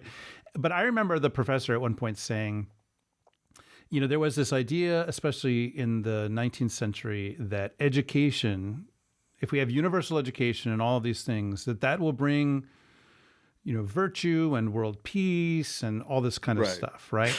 And he pointed out, he said... A lot of Enlightenment sensibilities. Yes, yes, exactly. And he pointed out, he said, people still talk this way, but the world doesn't really believe it anymore. And the point in history that he gave was, and I'm sure you could probably put it to World War I maybe, but he gave a point in World War II. He said, just because you have a lot of education and a lot of, know-how and so forth does not mean you're going to be virtuous. And how do we know that? Because how do you exterminate 6 million Jews? Well, that's an engineering problem. It's an engineering problem. Now we're going to get all the weirdos commenting on let on them recording. Let them. I know, let them. So, I mean, this is technomancy, right? Right? So, the American education system, back when it was just through high school, right? When we first started doing universal education in the U.S., was basically to prepare people to work office jobs. Yeah. Or factory jobs, frankly. There was a baseline amount of information you needed to do that effectively. You needed a little math. You needed you need to be able to communicate effectively to a certain degree. But mostly, you needed to be taught to show up at a certain time, to sit behind a desk, to take scheduled breaks, right? And then, we add in homework because that'll make people more open to taking a little work home with them, or maybe staying a little late until their work is done, even if it's outside of the regular hours. When college became more ubiquitous, when getting a college degree wasn't a rare thing, and we started making the shift to a college degree being what a high school diploma used to be, then, what is college? All of college is, here, read all of this material and summarize it for me in a report. I know. Because that's what the jobs everyone was going to do required them to do. Yeah. Take information, summarize it in a report for their boss or supervisor or fellow employees, right? Now we invented AI, so all those jobs are going to go away and everyone's panicking.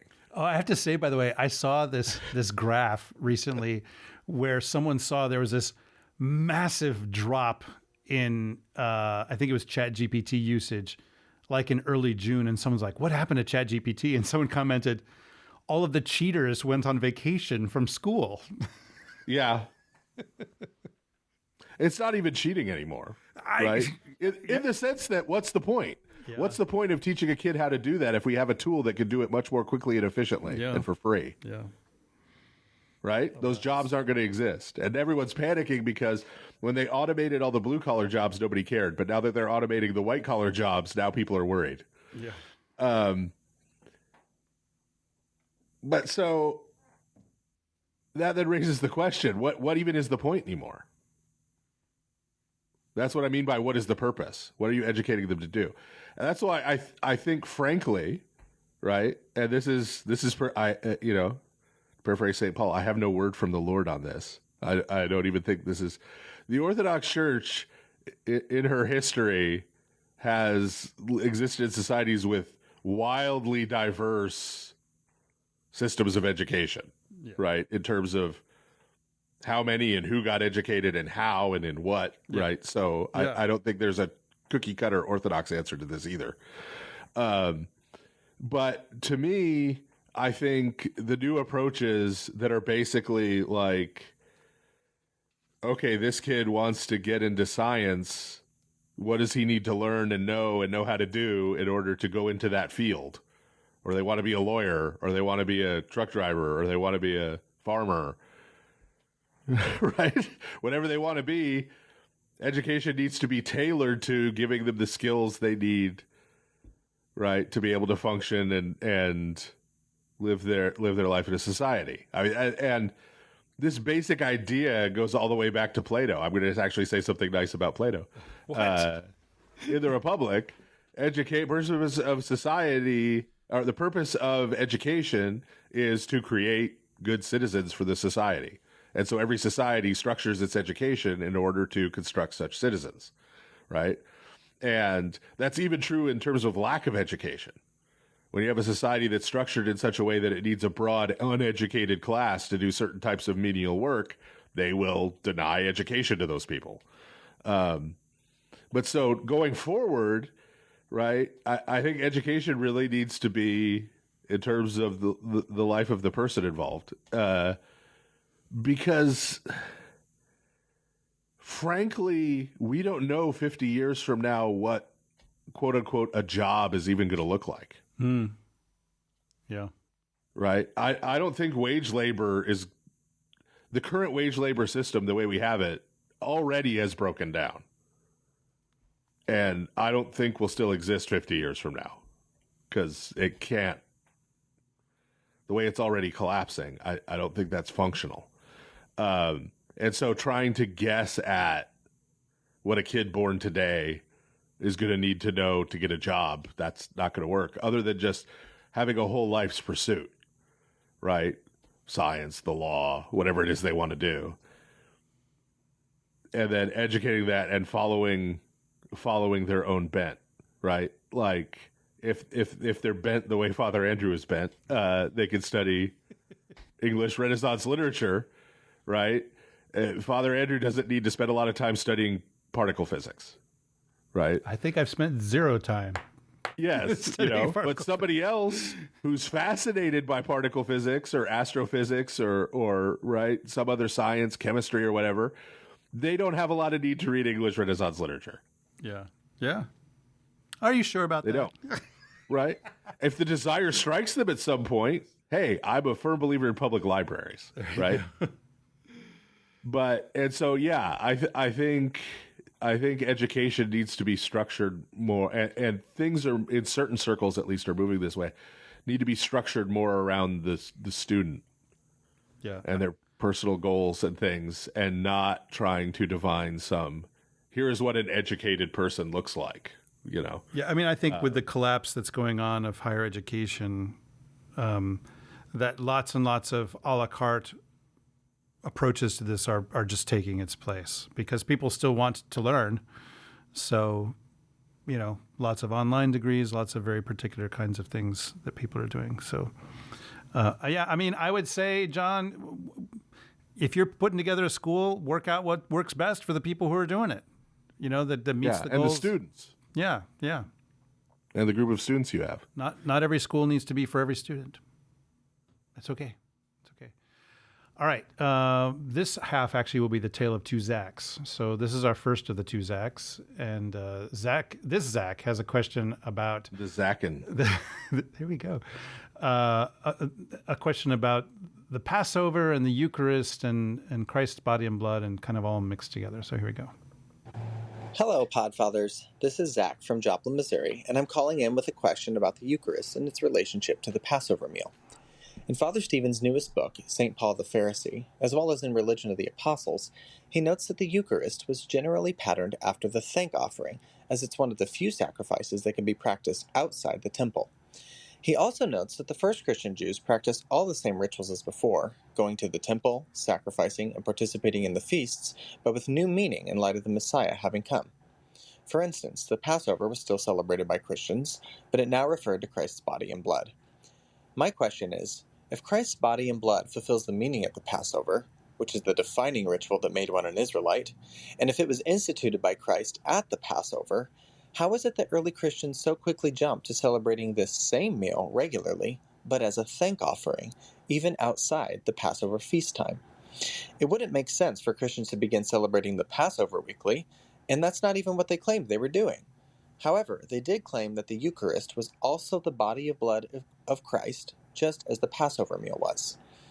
If they're not celebrating Passover weekly, on what basis did the early Christians begin to take this distinctly Passover-related meal and begin offering it up as a thank offering? Any help on this point would be appreciated. Thanks so much. Looking forward to hopefully getting an answer. Okay. Well, this is firmly, completely within your bailiwick. I'm not even sure how to suss this one out, actually. So yeah. So they were celebrating Passover weekly. There you go. right? We have a weekly cycle in the Orthodox Church, right? Yeah, I mean, every Sunday is Passover. Resurrection. Yeah. Right. And so, yeah, so there's sort of the assumption that they weren't doing that, but no, that's exactly what they were doing. They were commemorating Christ's resurrection. And so then the other piece of the question is sort of implying that would have been an innovation, but that's a misunderstanding of the relationship that Jewish people of the Second Temple period saw between the Sabbath and Passover. So in the episode we did about the Book of Jubilees, that I'm about to teach a course on, free plug for Peugeot and the Orthodox Studies Institute et al. We talked about how the feast, in that case, the feast of Pentecost, is sort of eternally taking place in heaven. Yeah. And so the idea is that the cycles on earth sort of, at certain points, contact what's already going on eternally in heaven. Right? And so in the same way that every Sabbath was a participation in the rest of God, which was both the seventh day of creation and the rest into which humanity and Israel would enter into at the end, every Sabbath day was a participation in that both the protological and the eschatological, both the seventh day of creation and that future rest, the same way every Sabbath was a participation in the Passover. And if you look at the Sabbath meal and the blessings, right, and those kind of things, you can see there's a connection there, right? And you find the language within the Torah itself that refers to, for example, the Passover as the Sabbath of Sabbaths, even when it doesn't fall on the Sabbath. So the idea, essentially, to whittle it down, is every Sunday is Pascha. Pascha is the Pascha of Paschas. Mm. And this is our answer, by the way, to every once in a while I will get some higher church or confessional Protestant person who will say, well, why do you celebrate Pascha or Easter on one day? Every Sunday is a celebration of the resurrection. And I'm like, yes. Yes. Why are those two at odds with each other? Right. It's like, it's like the people that, I mean, this is just another version of the, why are you saying some days are holy? Shouldn't every day be holy? It's like saying, okay, shouldn't every day be your birthday? Yes. No, some days are common. Yeah. Right. And some days are holy. Otherwise, they're not holy. You can't set apart everything. Right. That's not set apart from anything. Exactly. Set apart from. All right. Okay. So Mark has a question about the angelic stewardship of creation and what we might call fairies. Yeah. Good morning, Fathers. My name is Mark. I'm from Canada. I just have a question. I kind of remember, or I don't know if this is a false memory, looking back on talk about, angels maybe having different roles in maintaining the known universe in certain regards. And I also was wondering if that kind of corresponds with, I know in a lot of Eastern culture, there's kind of that forest worship, let's say, or, praying to spirits of the forest. I know spirits, let's say, you've said in the past, spirits like fairies or that kind of idea, mischievous creatures aren't really, they wouldn't, there's not really a middle ground. There's either angels who are fallen or not fallen. And so I was just wondering, if praying, intercessory prayers to, appreciate nature, things like that, if that would be something that's way off base, or is there something to those kind of Eastern cultures that that have the forced worship, but maybe worship isn't the right term, and they're going too far. Would love to hear your thoughts. Thanks. Bye. All right. My basic take on this is that, what these pagan cultures, frankly, what they say about spirits and places and, all that is basically correct. I mean, this is like, if you read the Book of Jubilees, for instance, right, you get made explicit what's kind of implied in the biblical text, that angels are over the creation, various elements of creation. And so they're just sort of recognizing that same thing. But obviously the way that they're going about interacting with that reality, if in a pagan way, where they're offering worship, for instance, as I know, my understanding anyways of Shinto, that they offer worship to the kami or kamis, I'm not sure how to correctly pluralize that, the sort of the spirits of a particular place or thing. That is not what Christians do. But yeah, I mean, it's not wrong, this idea that there are spirits that govern all creation. What do you think, Father? Right. Well, yeah. And if by intercession you mean like, let everything that hath breath praise the Lord. Right. Yeah. Or the Psalms talking about, the trees and animals and stuff, worshiping God, okay. But yeah, you don't offer worship to them, and we don't, other than with patron saints of a particular place or thing, we know that saint's name and we could ask for that saint's intercession, and there's a handful of angels, yeah, who are named, but I don't know the name of the angel of the Atchafalaya swamp, such that I could invoke his prayers, to ward off alligators or whatever that would be. Right. And so when you start going, oh, spirit of the swamp, you start entering into pagan territory very quickly. Right. Yeah. When that's not something that's been sort of directly revealed to you. Yeah. Okay. Yeah. All right. So now our question from the other Zach 2.0. He wants to know, how do we help people who are tempted by Satanism? Good afternoon, gentlemen. I've noticed that there are some sinister people pushing LaVeyan Satanism on vulnerable young people in online spaces. They say God is a tyrant because he allows suffering, and Satan is the moral one because he gave humans forbidden knowledge and wants us to feel good. They also refer to how religious institutions have a reputation of not being accepting of non-traditional orientations and lifestyles. My question is threefold. Number one, how would you spread the gospel to a young person captured by satanic propaganda? Number two, how would you combat these predatory online Satanists? And number three, what is the Orthodox opinion on the Jewish idea of Hasatan as the tester? I often lead with promoting the Holy Spirit and God's love in a very general way. And if they get hung up on logic, I make the logical argument that just because we don't understand why God allows suffering doesn't mean that God doesn't exist or isn't moral. It just means we don't understand. So I'm curious what y'all have to say. I think there's a great need for compassionate people to put work in on the dark corners of Reddit and other social media sites. Yeah, cheers. I mean, the first thing I would say is, I don't know about trying to convert people on Reddit, but, more power to you, Zach. But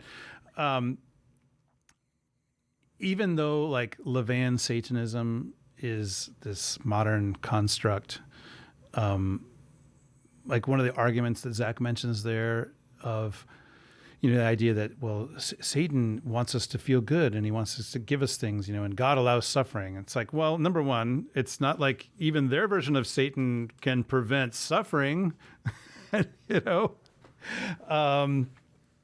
So like the polemic that's in the scripture against pagan gods, that they're basically powerless and can't provide you with what they claim to provide you, is just still applies. But I think, like, especially a lot of these modern ideas like Church of Satan and so forth, they tend to present their version of Satan as not being an actual spirit, but rather as an idea. That a lot of it is very kind of parasitic on Christianity. Essentially, it's, here's some things that we think are contradictions in Christianity, and therefore you should not believe it, and rather, embrace this thing about making yourself feel good instead, which explains, then why Zach mentions people who are trying to make themselves feel good by pursuing sexual desires that are not in accordance with God's commands. So I don't know. It is hard for me to take some of these modern constructed things seriously because they don't have a lot of depth to them. Also, there's not actually a lot of people really truly following them. There are, a handful of people who like to make themselves heard over it and put up disgusting statues in front of state houses if they possibly can, that kind of thing. But yeah, I mean, I don't think it. Honestly, Zach, I think if you just say to people, "Well, we just don't understand this," I mean, that is true, right? But that's not going to be very convincing if you're trying to do apologetics in this regard. To me, the central answer to this, what might be called the question of theodicy, the problem of suffering and of an all-powerful God, is that God's approach to suffering is to become one of us and to suffer with us and for us, not to stand back and snap his fingers and say, no more suffering. Because I do believe that the world that God created is the best possible world that could be created. There's nothing to compare it against anyway, but that God's creation, even knowing full well everything that would go wrong, was for ultimately the salvation and exaltation of human beings. And I think particularly if someone has lived a little bit of life and have suffered and seen their own personal growth and the growth of the people they love and their families and their friends through that suffering, then their view of suffering is probably going to be a bit different than someone who frankly hasn't suffered very much. You don't, frankly, honestly, that I'm aware of, you don't see these kinds of movements in countries where life is much more suffering than it is in the comfortable United States of America here in 2025. So that's my collection of thoughts about all that. What you got, Abuna? So, I mean, yeah, Reddit is a wretched hive of scum and villainy. But it's true, they don't want droids. Frankly, I think there's a fundamental cultural misread here. Like, real LaVeyan Satanism doesn't exist anymore. Yeah. Just like you can't have Aleister Crowley now. They would be canceled so fast. Yeah. Right. So fast. The era of free love is over. Right? And those two guys were exhibit A and B of all cults become sex cults. Right? Yeah. It ends up being about especially the cult leader having sex with a lot of people. That's just not a thing anymore, right? And that's primarily what they're talking about. Oh, saying, well, pleasure, enjoy yourself, right? All these rules, right? It's like the problem is, like, they have this incredibly stuffy and weird set of rules now, right? Like, yes, you can say in the current day sexual politics, the only real rule is consent, but they've so complicated consent now that, like, Zoomers are an almost sexless generation. Like, yeah, because they don't know what the rules are. The kids aren't going out and having sex. Teen pregnancy rates are actually way down. Yeah, and it's not because there's a huge outbreak of Christian morality.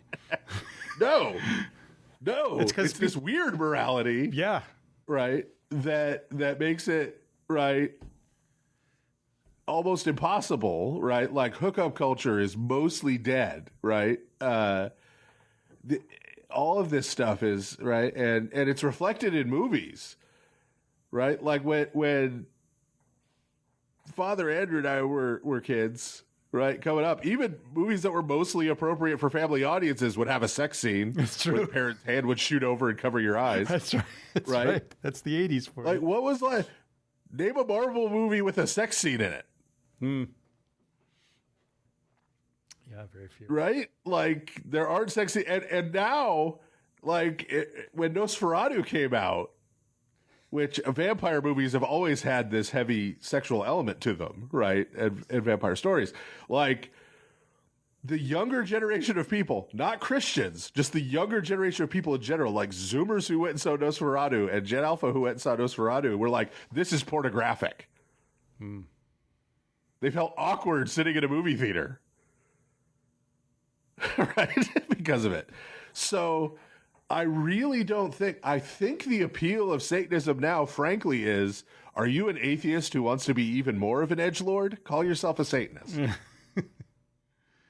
Yeah. I really think that's where we're at. And that's why the outreach is to young people. That's why the outreach is to adolescents. And that's no adult is taking that seriously anymore. Yeah. And that, right. I think it is this edgelord thing, and that it's ultimately parasitic on Christianity. Like, it would not exist if Christianity were not at least a part of the cultural conversation.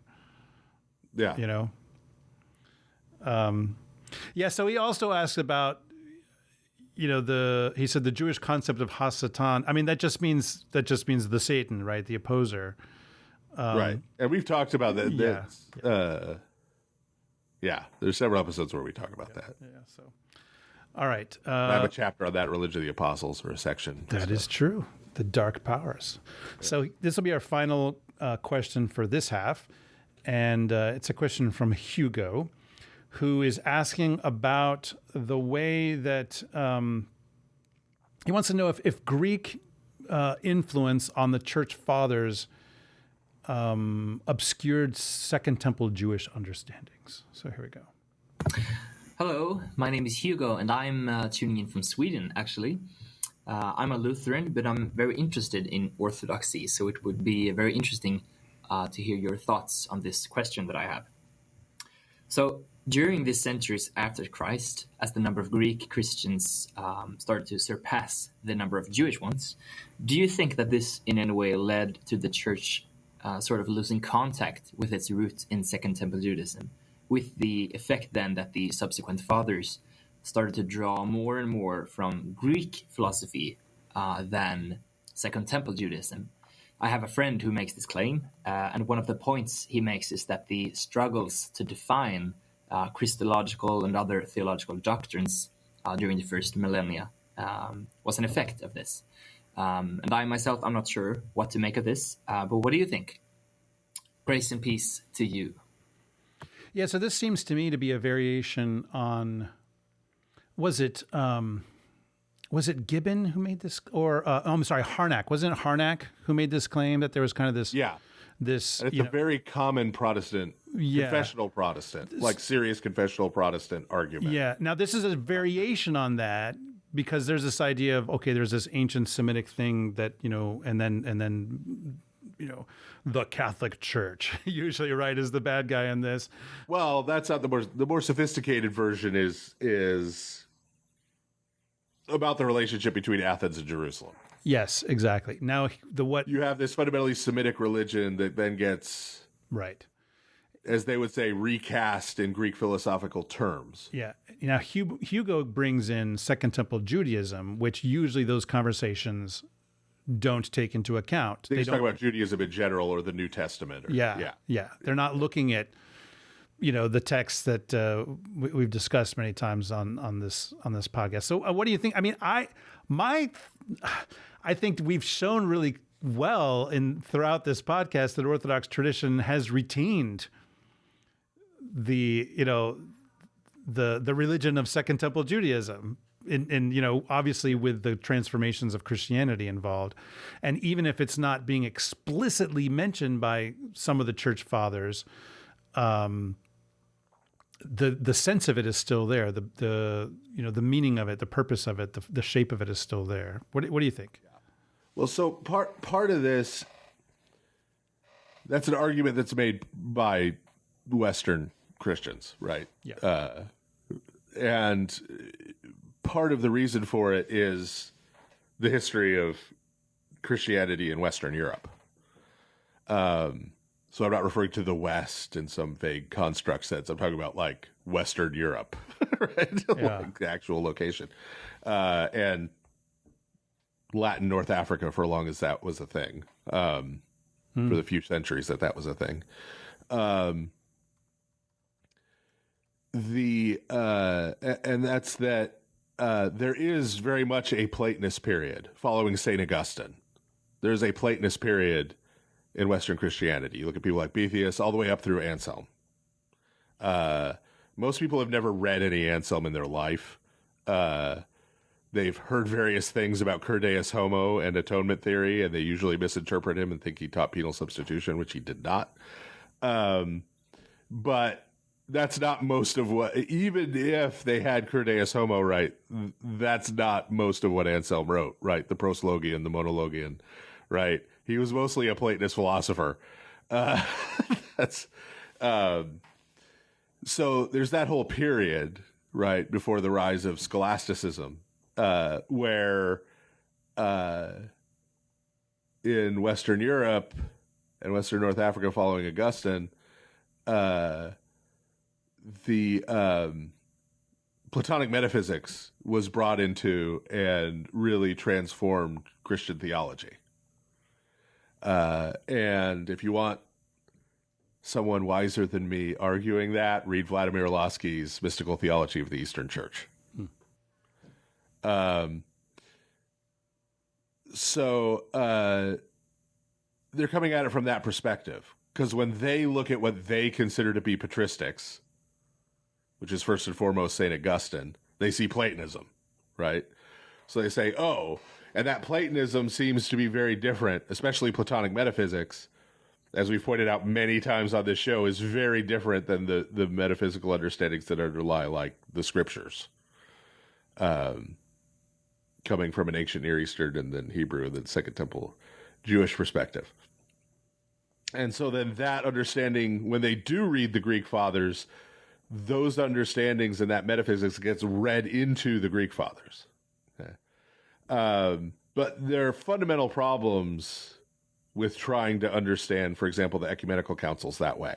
So it is true that what's happening at the ecumenical councils is that the truths regarding the revelation, the self-revelation of God in the person of Jesus Christ, are being expressed in the Greek language, which is not a Semitic language. Okay? Yeah. And they still had to do that because, tying it back, the New Testament wasn't really written in Greek. So an actual Greek expression of the Christian faith remained to be done, and had to be done starting in the 4th century once Christianity became legal. And so that's what they're doing. They're finding Greek terms. Obviously, some of these Greek terms that they're using are terms that were also used by Greek philosophers, Greek poets, right? Like, they're not just making up a whole slew of new words that didn't exist, just all neologisms, right? That they're using words that exist, okay? But if you interpret those words, right, if you interpret those words in the way that they were used in pagan philosophy, you will fundamentally misunderstand the councils. Yeah. This is what's really responsible, for example, and this is Exhibit A for me. This is why we have the Oriental Orthodox churches. Okay? The word nature, physis, as it was used in Greek philosophy, was a particular referent, meaning the word starts being used in 4th century BC Greek philosophy when they discovered the concept of heredity. Okay?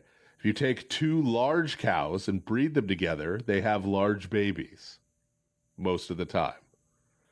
Small cows, you get small babies, right? They didn't know DNA, they didn't know, but they started to understand this concept of heredity, right? And so nature was referring to the nature of a particular entity, like a particular person. Okay? And you see this reflected, like in Plato, right? So Plato's Republic, there are different kinds of people. People have different natures. There are people who have the nature to become philosophers. There are people who have the nature to be workers, and that's about it, right? Field workers or whatever. For Aristotle, there are what he calls natural slaves. They're just born and they have the nature. That's what they're suited for, right? And so having them as anything other than a slave is wrong. That's how it's used in pagan philosophy. Nature refers to the qualities often received through heredity of a particular being, okay? That's not how St. Paul uses the word feces at all. In fact, St. Paul uses it the exact opposite way. The word feces never occurs in the Greek translation of the Old Testament. It does appear in a couple of the latter books of the Old Testament that were originally written in Greek, like 2 Maccabees. But St. Paul is using it. There's no like Hebrew word that's translated by it, right? But the way St. Paul uses it, when you study his epistles, nature is the exact opposite. It's not of an individual. Nature is more what makes a thing, and it is something that is shared by all of those things. So there is a human nature that is shared by all humans for him. Okay? So all humans share in human nature. And therefore, since all humans have the same nature, he can say things like, there's no male or female, slave or free, et cetera, et cetera. He's building this idea off of the idea that all humans are made in the image of God. Yeah. So they all have the same nature. And they're all, as he says repeatedly, all descended from one man, right? Why is it important that we're all descended from one man? The connection between heredity and nature. If we're all descended from one man, we all have the same nature, right?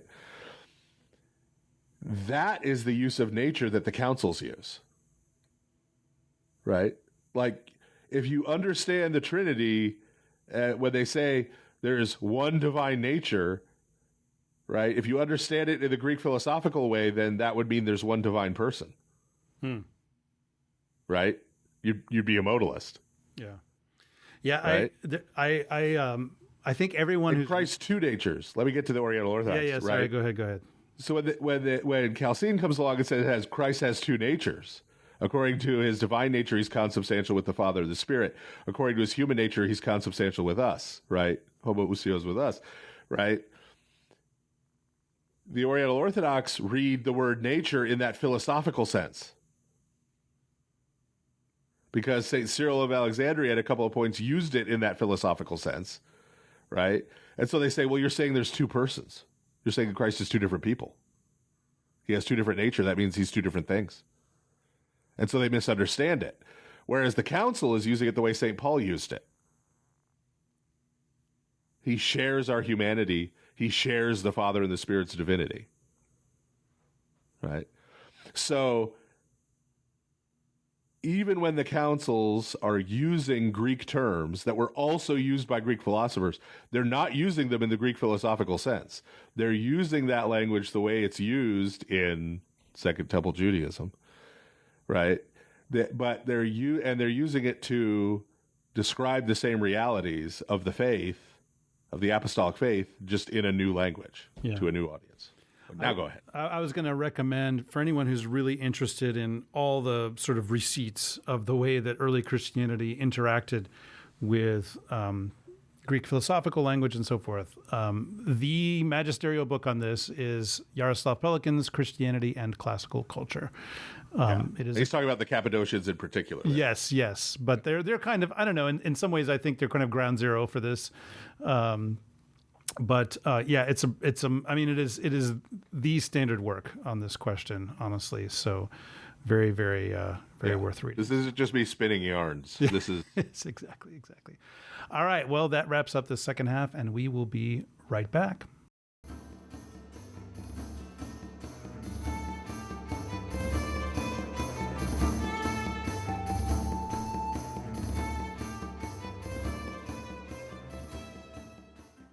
The centuries after the Protestant Reformation brought about a radical reinterpretation of the epistles of St. Paul, disconnected from any historical reality.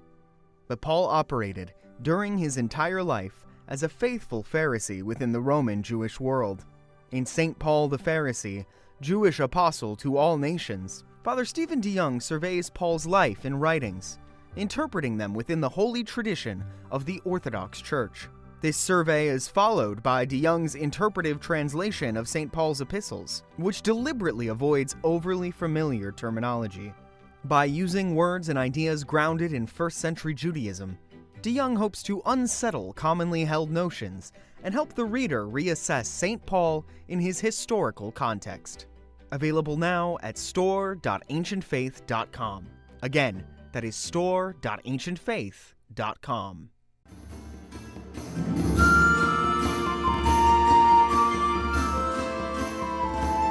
And we're back. It's the third half of this all Q&A episode of the Lord of Spirits podcast. This is pre-recorded, of course. Next time is going to be all live Q&A. So give us a ring next time, and we'll talk about almost anything that's on your mind. Not anything, but almost anything. So I'll talk about anything. Father Stephen, of course, will talk about whatever. Father Andrew may sit atop too lofty a perch to address your meager concerns. That's right. I will sink to your level. My ivory tower. Okay, so this first question comes from Elizabeth, who has a question about the Romanov martyrs. Hello, Podfathers. My name is Elizabeth from California, and I'm curious about something that I just heard at the end of your most recent Q&A. It's actually my first time listening to this podcast.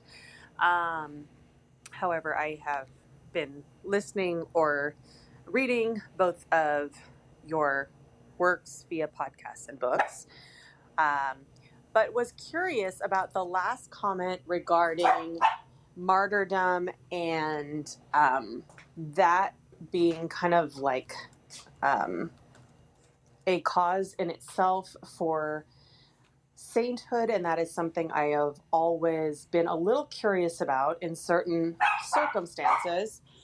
And I'm wondering how that would apply to, for example, how the Russian martyrs of the Romanov family are considered martyrs, right? But just curious because it doesn't seem like they were martyred for their faith, but rather because of the political position. And was just hoping you could explain that better. Please excuse my barking dog in the background. Okay. So there is a book that was published by the it's a monastery in Cyprus, but I think it's called Royal Martyrs or Romanov Martyrs that came out that has, I mean, it is valuable if nothing else for the amazing photographs that are actually in it. But it is a very, very detailed book.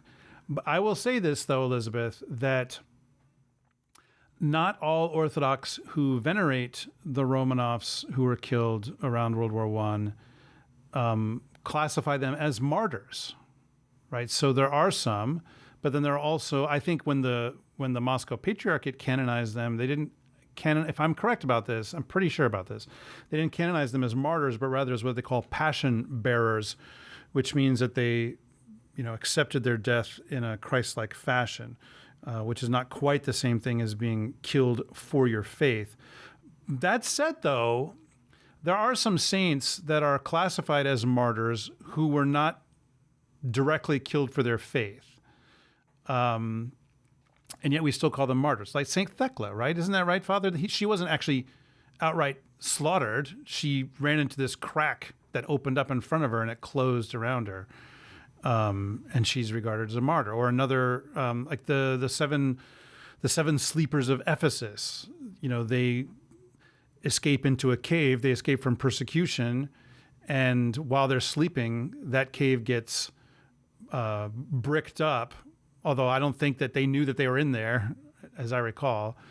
And they're regarded as martyrs. And so, I mean, the word is a little bit broader than just, I'm going to kill you because you're a Christian. It can have a greater meaning than that. So on some level, it doesn't really matter because it's not like the particular label that goes on a saint is the most important thing about them, although we do have them. Right, but I also think, though, we're imposing a kind of secularity on early 20th century Russia that didn't exist in early 20th century Russia. Okay, say more. Meaning, I mean, for us, right, like, there was no real religion involved in John Wilkes Booth shooting Lincoln, right? Like, there's no religious anything involved in that, right? It's an assassination of a political leader by someone from an opposed political faction, right? Or even Archduke Franz Ferdinand, right, gets blown up by an anarchist, right? Or when George H.W. Bush and the CIA assassinated John Kennedy. Wow. Hey, where was he that day? Find me the answer. Anyway, okay. Right, like, see, that's going to be that's going to be the bit that people are going to talk about from this episode. That's going to be the takeaway. Where was he that day? Anyway, both he and Barbara, to the day they died, said they didn't remember. Wow. Where he was. He was in Texas somewhere working for the CIA, but he doesn't remember. Anyway, so there's no religious anything going on there, right? In the minds of the people, it's quote unquote secular political thing, right? But that's not who the Tsar was in Russian culture. You got to remember, Russia was still a feudal society. Feudal. Right? Not resistance is feudal, but I've always thought it would be cool to do a Star Trek story where the Borg travel back to like the Middle Ages so that you could do a resistance is feudal joke. Yeah. But it's still a feudal society. The Tsar, the Christian emperor, is the representative of God on earth. Culturally, right? The Tsar is required to attend the full cycle of monastic services. There is no remotely concept of separation of church and state. Okay. You have then Vladimir Ilyich Lenin, who is the leader of a group called the League of the Militant Godless. It feels like it should be a steampunk villain faction. Okay, the League of the Militant Godless. Yeah. And I have had atheists try to argue with me that was not a militant atheist organization. Wow. Yes. Wow. Okay, so the leader of the League of the Militant Godless takes power. Former Orthodox seminarian, by the way. It is, no, that's Stalin. Oh, sorry, yeah, that's right. Excuse me. Right, takes power, right, and in a state where there's no separation of church and state, and kills not only the man, but the whole family of the man, including, right, a sister who's a nun, who is considered to be the representative of God on earth by the whole society. You could tell me that the religious element had nothing to do with that. I mean, I don't see how you could argue that there was no religious motivation in his killing. So I think part of the reason why people don't understand how they're martyrs is that they don't understand what Russian culture was like at that time. And they were just coming out of, at the end of the 19th century, a huge religious revival and flowering of the Orthodox Church in Russian culture.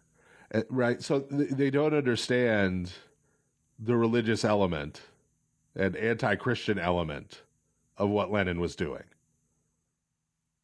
Directly opposing Christ and his church and seeking to kill the representatives of Christ and his church on earth, which was part of his motivation. And that is what makes them classifiable as martyrs. All right, so our next one comes from Matt, who is asking about Orthodox evangelism. Hi, Fathers. It's Matt from Calgary, Canada.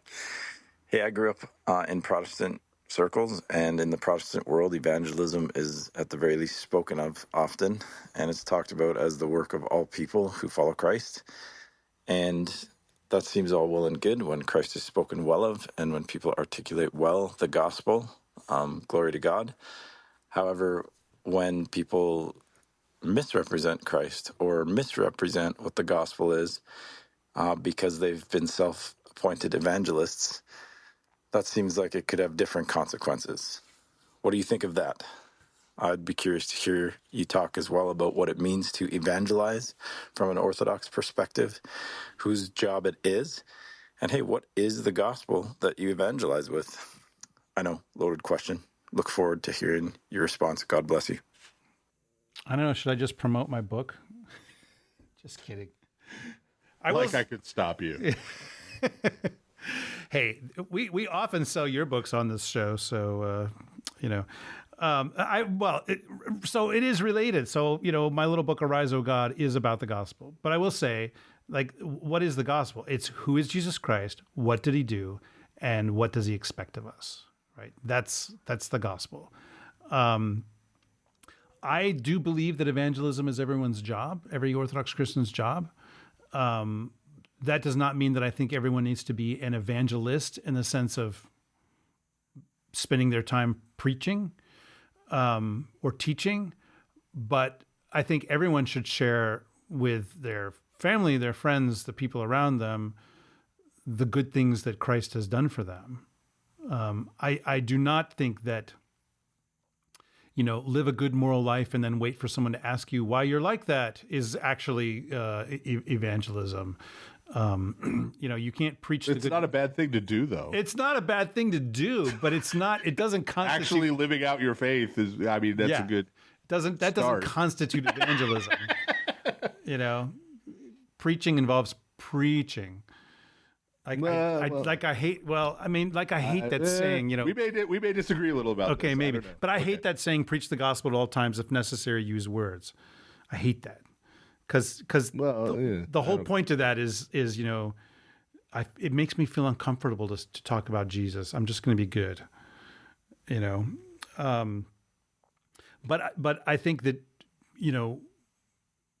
every person according to his ability and what he has evangelizes according to that, right? So it may not be preaching sermons, but certainly you can share, as I said, what God has done for you and the beautiful Orthodox Christian life that you have.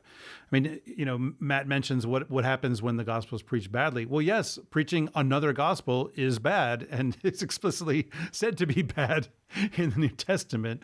So yes, a distorted gospel can have distorted effects.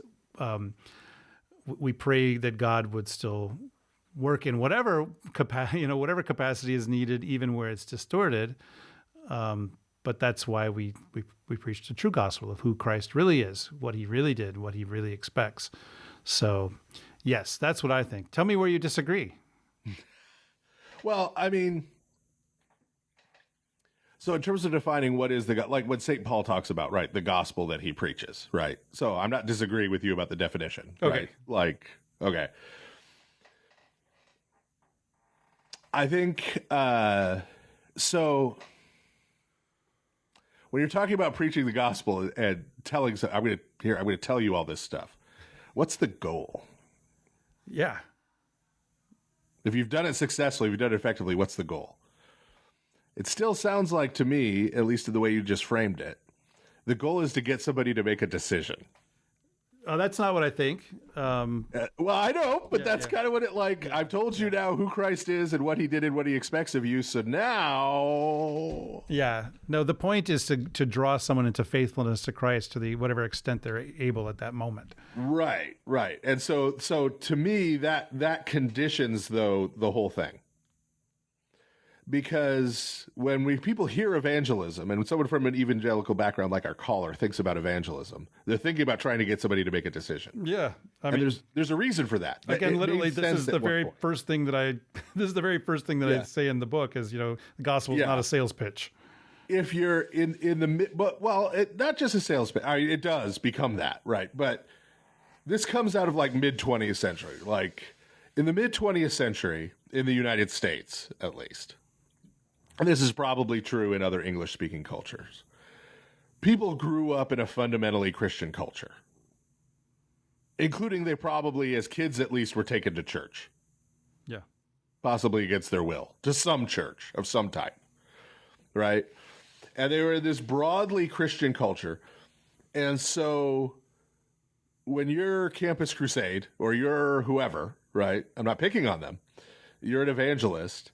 Your goal is to get those people who are basically culturally Christian, right?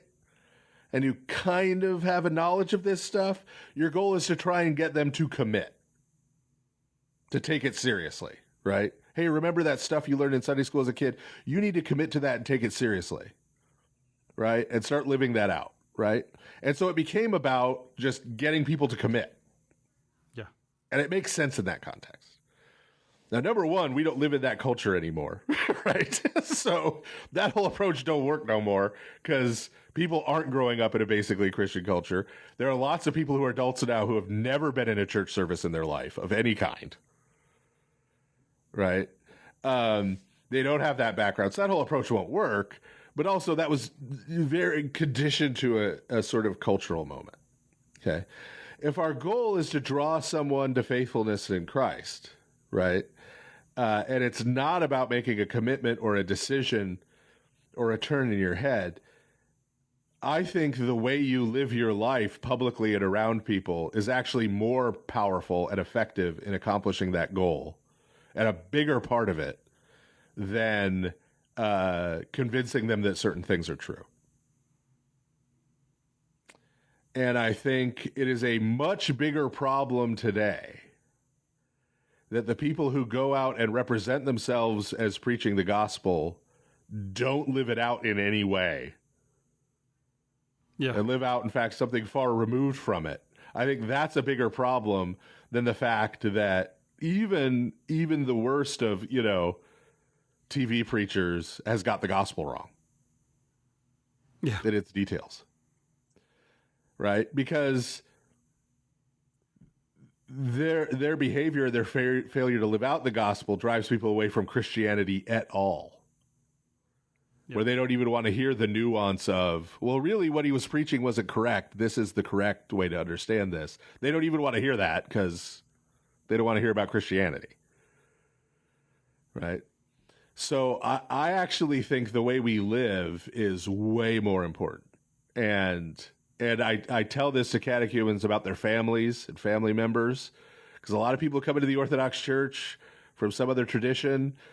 They have family members in that other tradition who aren't super happy about them coming into the Orthodox Church, right? That happens a lot. And there's this tendency of people like, well, what do I need to say to them? How do I convince them, that this or that part of Orthodoxy that they don't like is actually right? And I tell them, you don't. Don't even talk to them about it. Right. Just live your life as an Orthodox Christian. And if you're doing that and you're serious about that, then your life is going to be transformed. That's the whole theosis thing. Your life is going to be transformed in ways that you may not even realize is happening, but that they will see. Yeah, I mean, I think the main thing if you're trying to talk to somebody about anything, if they're not in a place where they can hear you, where they can receive what you're saying, then you might actually be harming the relationship or harming their ability to conform to Christ by saying those things to them at a point where they can't receive it. Yeah. But I think we don't live in a world where people separate the speaker from the message. Right, and where they could say, well, yeah, okay, that guy's problematic. I don't like that guy. That guy's a problem. But look at what he said. He said some really good things. Yeah. I don't think people could do that anymore. Yeah, it's interesting. People often they'll appeal to that idea. Like you could say, well, this guy is horrible. They're like, yeah, but is he wrong? Yeah. It's like, well, okay, you can say that, but the problem is that someone could be saying all kinds of things that are true, but if the way that they live and the way they present themselves is not in accordance with that truth, then the plausibility of the truth goes way down for people. Yes. You know? Now, in our present day, people evaluate a person and how they live and who they are, and then based on that, decide whether they want to hear anything they have to say about anything. Which I honestly might sound like to someone who's dedicated to enlightenment values, that might sound crazy. You say, well, look, if something is true, it's true, whether the person saying it is bad or not. But that's basically in accordance with what St. Athanasius at one point says in On the Incarnation, where he takes it from another angle, but he said, unless you are attempting to imitate the lives of the saints, you can't actually understand their teachings. Yeah. So I feel like it's kind of an Orthodox turn we've taken, maybe a little bit. That doesn't mean you have to be perfect. No. That means you have to be publicly repentant. Right. When you mess up. Right. Right. Yep. All right. Our next question comes. So that one was from Matt. This next is from Matthew. And Matthew wants to know if we say that only Christ was without sin, then why do we also say that the Theotokos or John the Forerunner were sinless? Hello, Fathers. This is Matthew from Longmont, Colorado, and I have a question for you. We state that Jesus alone is without sin, and yet at the same time, we will say that Mary and John the Baptist were without sin. How can this be? Thank you for your consideration. Yeah, pretty straightforward. Clearly, we mean two different things by that. Yeah? Yeah. There's a difference between saying someone is without sin, which we say Christ alone is without sin. Right. Right. We really say God alone is without sin, and then Christ is God. So, yeah. Transitive property. But we say that the Theotokos, St. John the Forerunner, among others, did not commit any sins. And those are two different things. Yeah. Right. And so I understand popular conception is those are the same thing, right? Yeah. A lot of Protestant perspectives, sin is just breaking a rule. That's right. Violating a known commandment, right? Yep. Transgressing Yep. a known commandment, and that's it. Yep. Right. But if you understand sin the way we've talked about it a lot, the way it's presented in the Bible as a force that is at work, yeah, right, in the world and in your heart, and that there's a whole spectrum, right, from thoughts to temptations to on and on before you actually commit a sin, right? Then you understand that you can be not commit any sins and still not be sinless in the sense that Christ is sinless. Yeah. In fact, there's a lot of language in the Old Testament, especially when you look at, say, the way the Book of Wisdom or Sirach interprets certain earlier parts of the Old Testament. Like they talk about Enoch being taken out of the world before it could corrupt him. Enoch is another one of those people who we say did not commit any sins. Yeah. So then the model then is that there is this force at work on him. Yes, and in the world that he's living in. Yeah. And there are people sinning around him.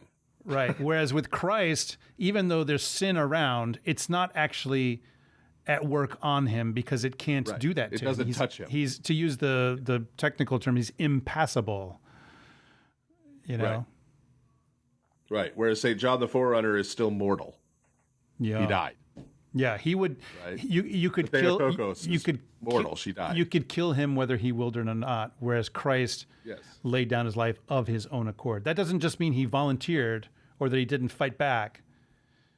We saw him do that on the cross, where it said that he bowed his head. Voluntarily died. Yeah, he bowed his head and then gave up his spirit. No one took it from him. Yeah. Yes.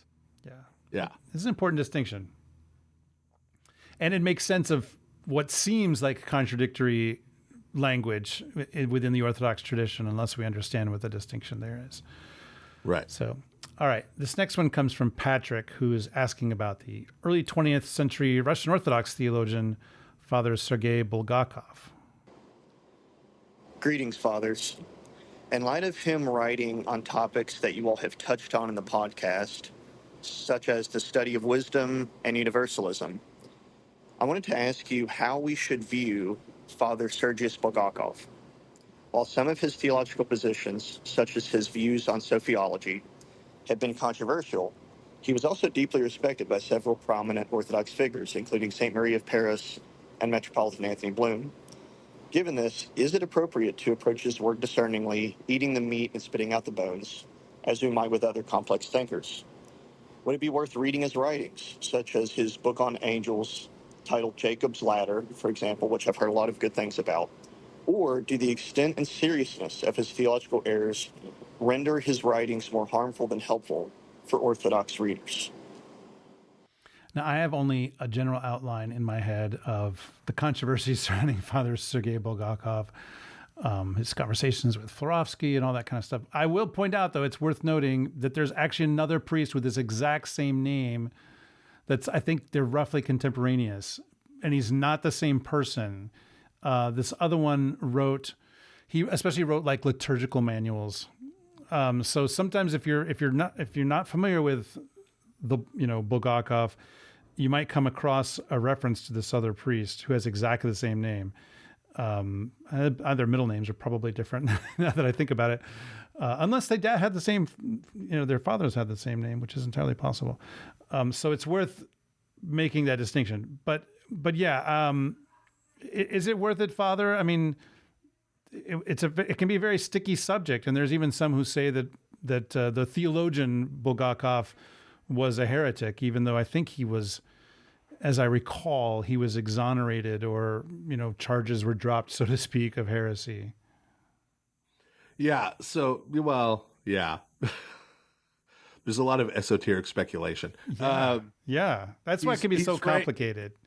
He's frankly a lot like Origen. One of the differences being, like, you don't have to read Origen, right? Like, you could read St. Gregory the Theologian and St. Basil the Great and St. Jerome even in his biblical commentaries and sort of get Origen pre-chewed. You get all the good stuff without any of the bad stuff. There you go. Right? Like through other saints. And we don't have that with Bulgakov yet. Right? Like, nobody has come along and sort of sifted it. And there's some weird stuff. But then there are Bulgakov devotees who, anytime you point out the weird stuff, will say, oh, no, you're misinterpreting it. He really means something much more, nuanced and da-da-da-da-da. And maybe that's true, right? Maybe it's just he wrote a lot of books that are very hard to read. They are. I tried. There was a point where I tried a little bit. I'm like, yeah, no. There are some very intelligent people, I'm thinking of you, George William Friedrich Hegel, who are just bad writers. If the mark of good writing is being able to convey your ideas to another person through text, then he is a horrible writer. Yeah.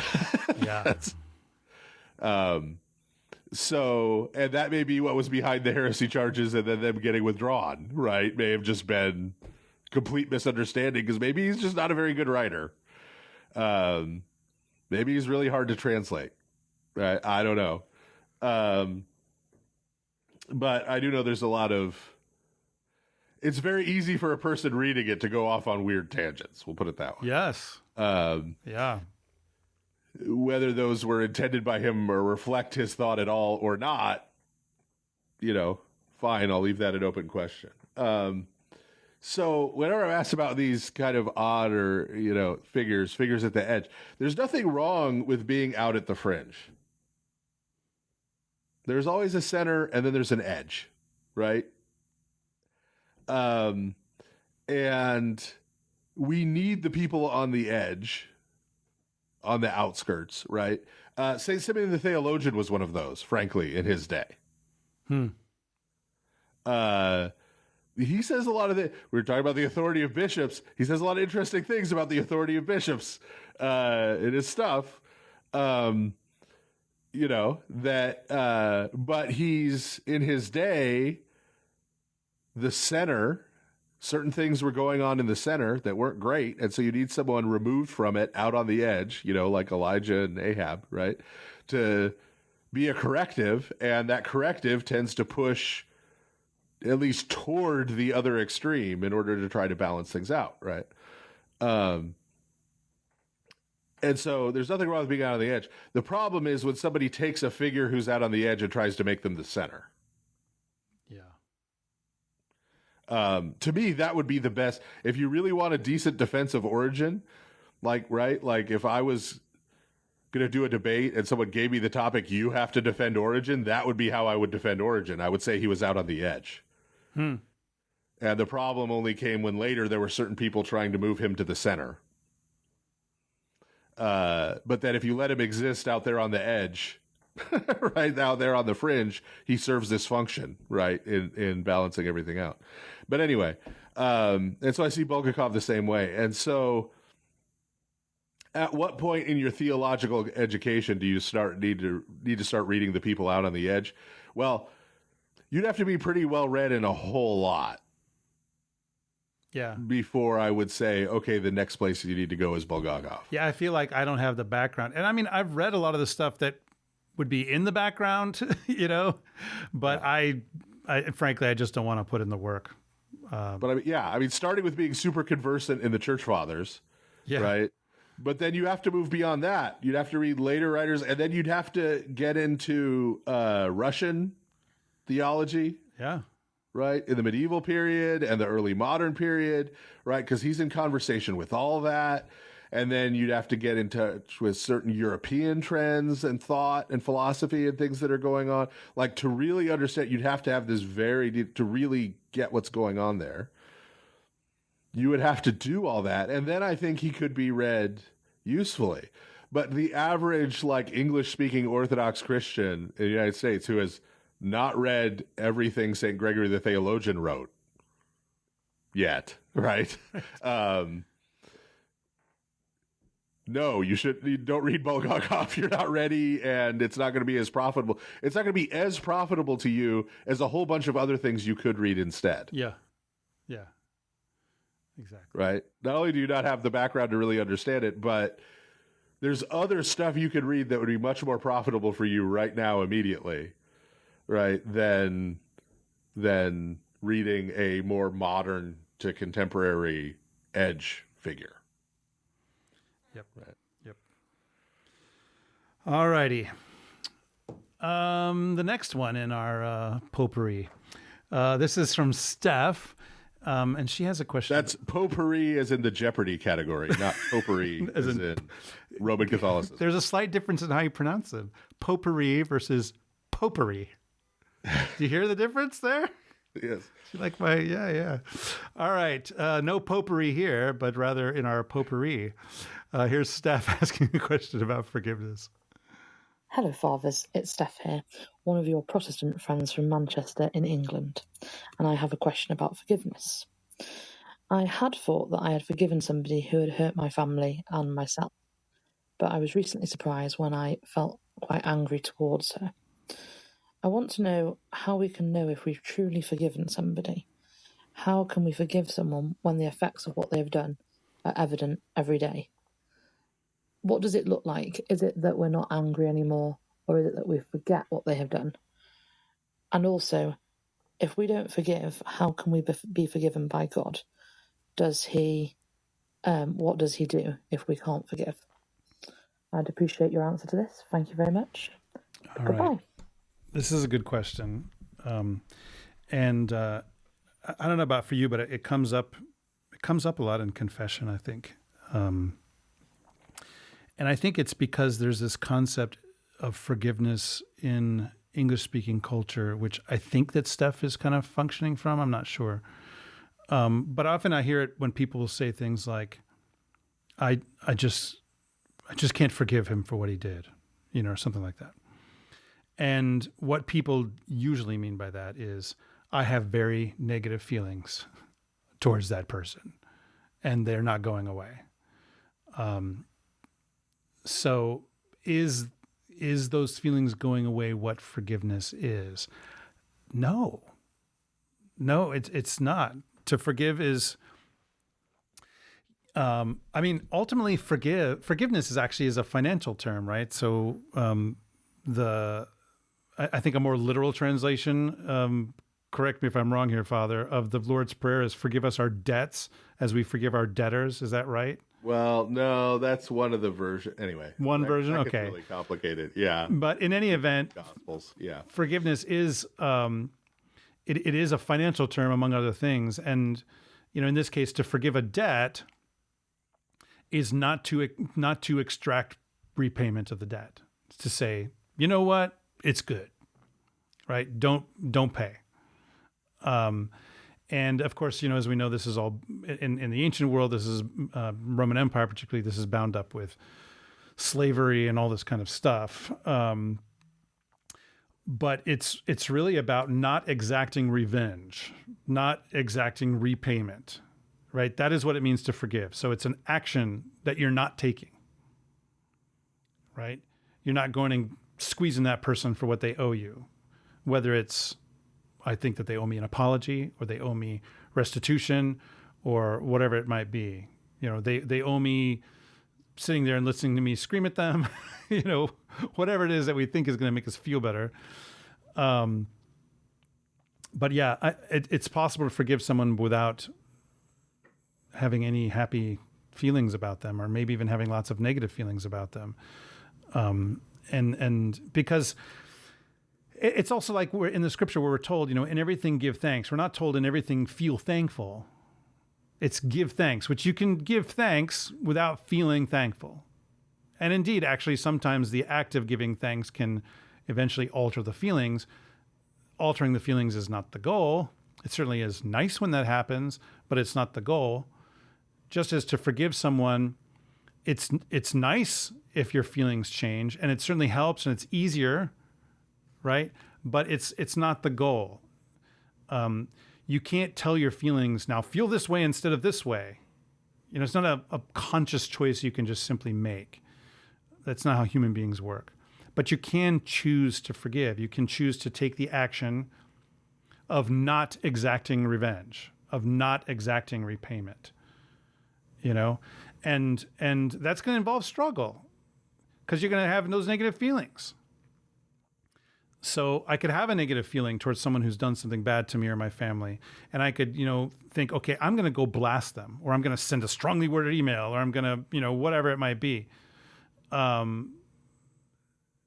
Choosing not to do that and then not doing that, that's what forgiveness entails, right? To really decide, this is what I'm going to not do, and then don't do it. And then I would also add, pray for that person. Pray that God would release you from the feelings that you're having. If you're able, do good to that person. They might not be able. That might just be too much. But you can at least not do bad to them. Now, that doesn't mean, to forgive someone doesn't mean that you trust them again, right? So if Father Stephen or I committed an act that was worthy of deposition from the priesthood, we could be forgiven. We could, confess that sin and be forgiven. But that doesn't mean that we're going to be able to serve as priests again, right? The trust doesn't have to be given back. You can be forgiven of your sins. You can become a saint. But that doesn't mean that the trust is going to come back. So forgiving someone doesn't necessarily mean that everything has to be the way that it was before, or that you're going to trust them with whatever position they had with you before. It doesn't mean that. It just means not taking revenge is really kind of the basic, or, extracting repayment. So, yeah. You got anything to say, to add, to subtract, to actually? Sort of all the above. Now, I don't know, the whole feelings discourse, I don't have feelings, so I can't really enter into that. I don't know what that's like. Right. Father Stephen just forgives everyone all the time. Well, no, it has nothing to do with feelings for me whatsoever. Yeah.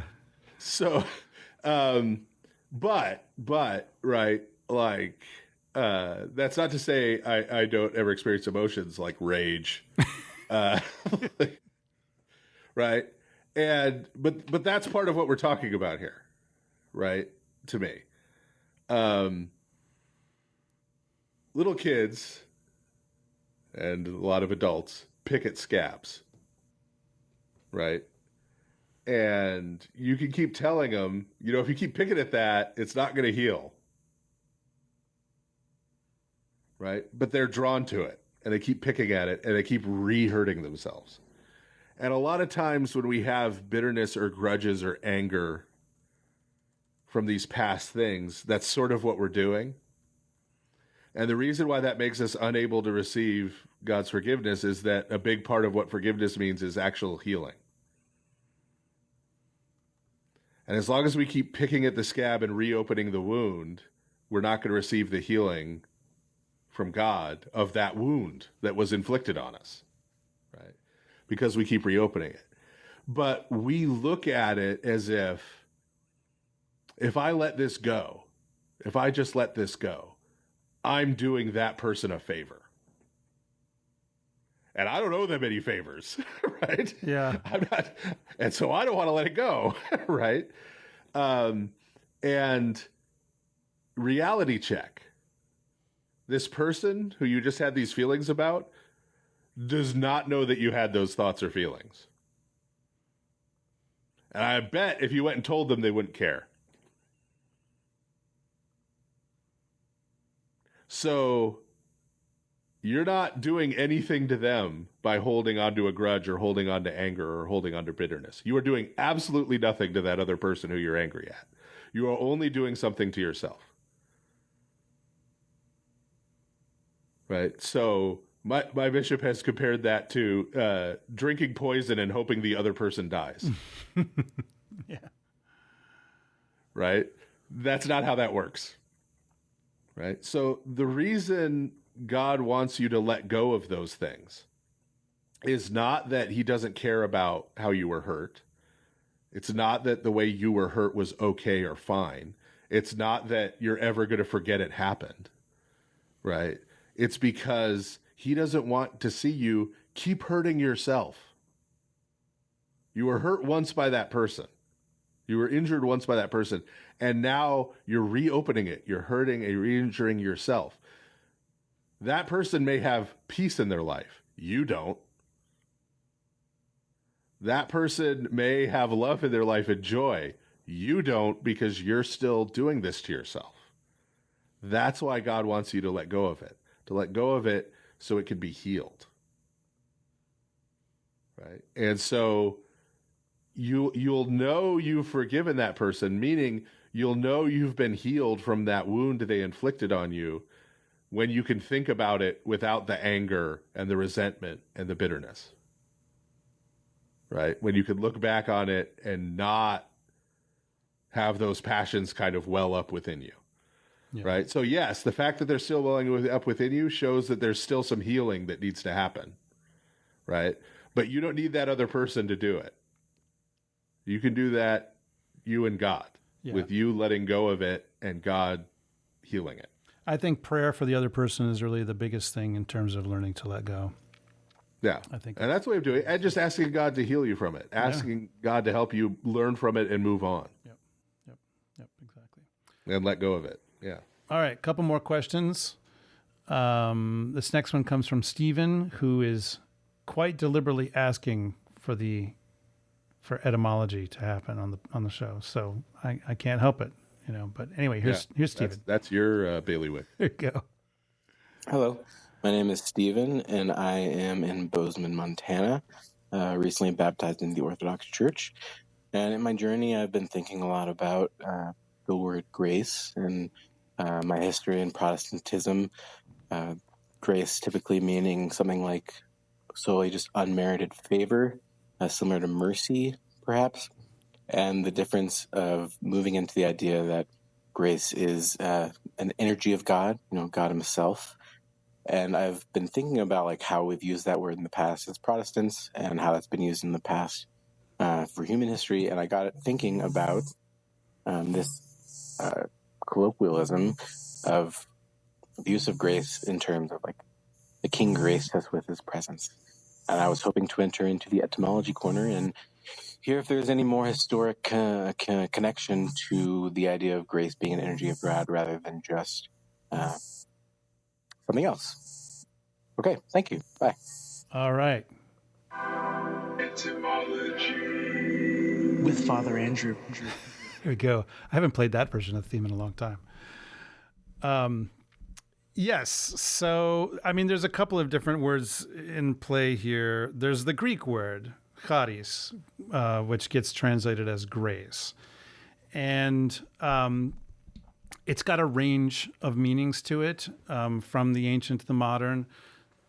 It seems like the earliest versions, it comes from the root, the same root as the verb hero, which means, be happy.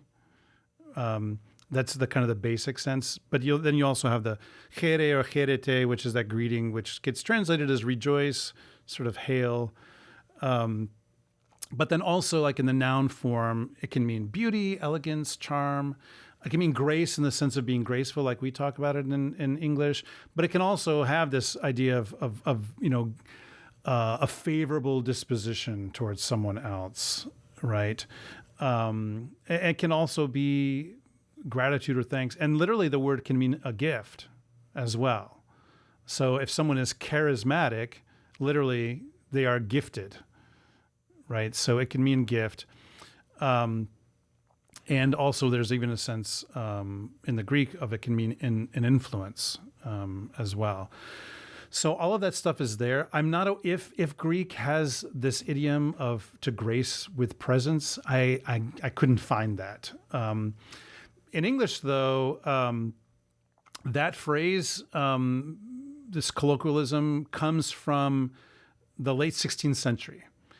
And it comes that version of it comes from 13th century form of it that comes into English from French. And the English word grace ultimately comes from the Latin gratia, and it's comes from thanks or but also showing favor once again, or eventually, like in the mid 15th century, you can have the idea of giving grace to something or lending grace to something. So then that's where then you get the sense of gracing with your presence. And it usually means someone of higher status doing a favor for people in lower status by being with them.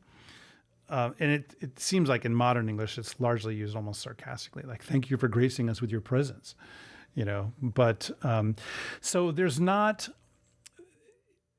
In the theological usage of grace being God's presence with us, there is not a direct connection with that English colloquialism. However, I think it's perfectly valid to use that as a way to explain what Orthodox theology means by grace, right? That it is the presence of God with us, but it also includes all of this other idea of, gift, of beauty and elegance and all these things, I think, all together. So yeah, I mean, as with anything, you don't want to look at the etymological roots and say, this is what this means because this is what etymologically historically it meant. But I think you can use all of this cloud of meanings within the etymologies of both the Greek and the English as a way to talk about what grace means to us theologically, even though, theologically it has this, in some ways, a more precise kind of meaning. Yeah, that's what I've got on all that. So, Father, what might you want to add to say about grace? That's why I'm not. Yeah, that's fine with me. Oh, that's fine with you. Okay, that's good. How about that? Write this down, everybody.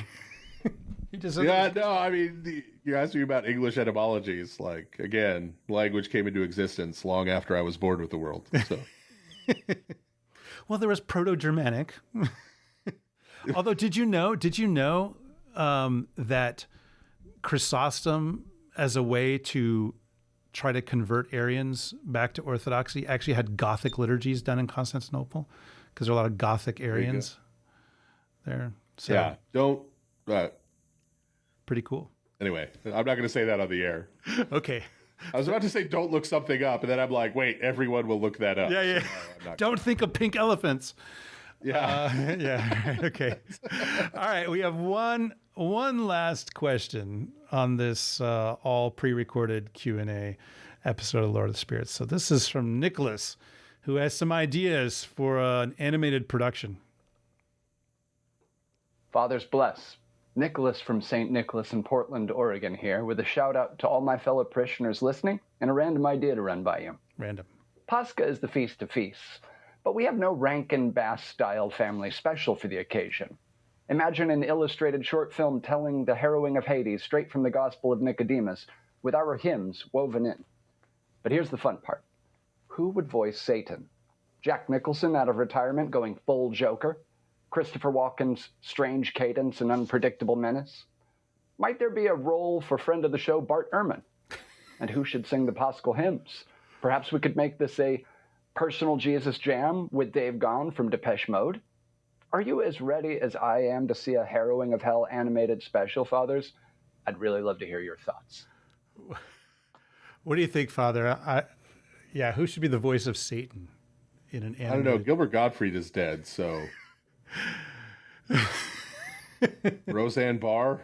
Wow. That's an idea. I was gonna say if we could pick dead people. I mean, I could go, full serious and say Christopher Lee, right? See, you don't want to go that way. I would pick like random person with very mellow, nondescript voice. Although if you're gonna go really distinctive, like you suggested with Gilbert Gottfried, how about Joe Pesci? Huh? Yeah, Joe he's Pesci. retired too. Yeah.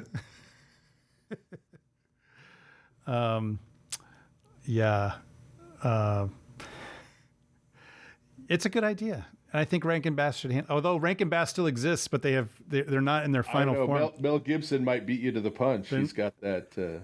I know. He's turned it into 2 movies now. I'm very leery of this. How could that go wrong? The Hobbit. Right? See, I haven't said, this is the first time in this whole episode I've said right, as far as I know. So I saved it to the very end. You probably said it 83 other times and didn't remember. That's true. That's the way it goes. So, well, it's a good idea, Nicholas. Let us know when you put together your production company to make this one. You're competing with Mel Gibson, though. I don't know. It could be done. I mean, not every set of a contest has to come out front. In fact, most of them don't. I don't know. He was on Mount Athos. He might be. That is true. Did he get some extra hocus why be in pocus or community something? with an empty chair? Why be in community with an empty chair? Like, that dog don't hunt. It's true. We got our own chairs and we got people sitting in them. Lots of Cecilia at Hillendar Monastery. Right. So that's our show for today. Thank you very much, everyone, for listening. Next time it's going to be all Q&A, but all live. So definitely make sure you call in. And we want to hear from you. You can also email us, though, at lordofspirits@ancientfaith.com. You can message us at our Facebook page. You can leave us a voicemail, as all these people did, at speakpipe.com/lordofspirits. And if you've got basic questions about Orthodox Christianity or you need help to find a parish, go to orthodoxintro.org. And join us for our live broadcast on the second and fourth Thursdays of the month at 7 p.m. Eastern, 4 p.m. Pacific. As I'm closing in, imposing on your slumber, you call on me as bells begin to chime. And if you are on Facebook, you can follow our page. You can also join our 7,000+ strong discussion group and leave reviews and ratings in all the places. And make sure that you share this show with a friend. And finally, be sure to go to ancientfaith.com/support and help make sure we and lots of other AFR podcasters stay on the air. Hammering the nails into a sacred coffin, you call on me for powers clandestine. Thank you, good night, and may God bless you all. You've been listening to the Lord of Spirits with Orthodox Christian priests, Father Andrew Stephen Damick and Father Stephen DeYoung, a listener-supported presentation of Ancient Faith Radio. And I beheld, and I heard the voice of many angels round about the throne, and the beasts, and the elders, and the number of them was 10,000 times 10,000, and thousands of thousands, saying with a loud voice, "Worthy is the Lamb that was slain to receive power, and riches, and wisdom, and strength, and honor and glory and blessing. Revelation chapter 5, verses 11 through 12.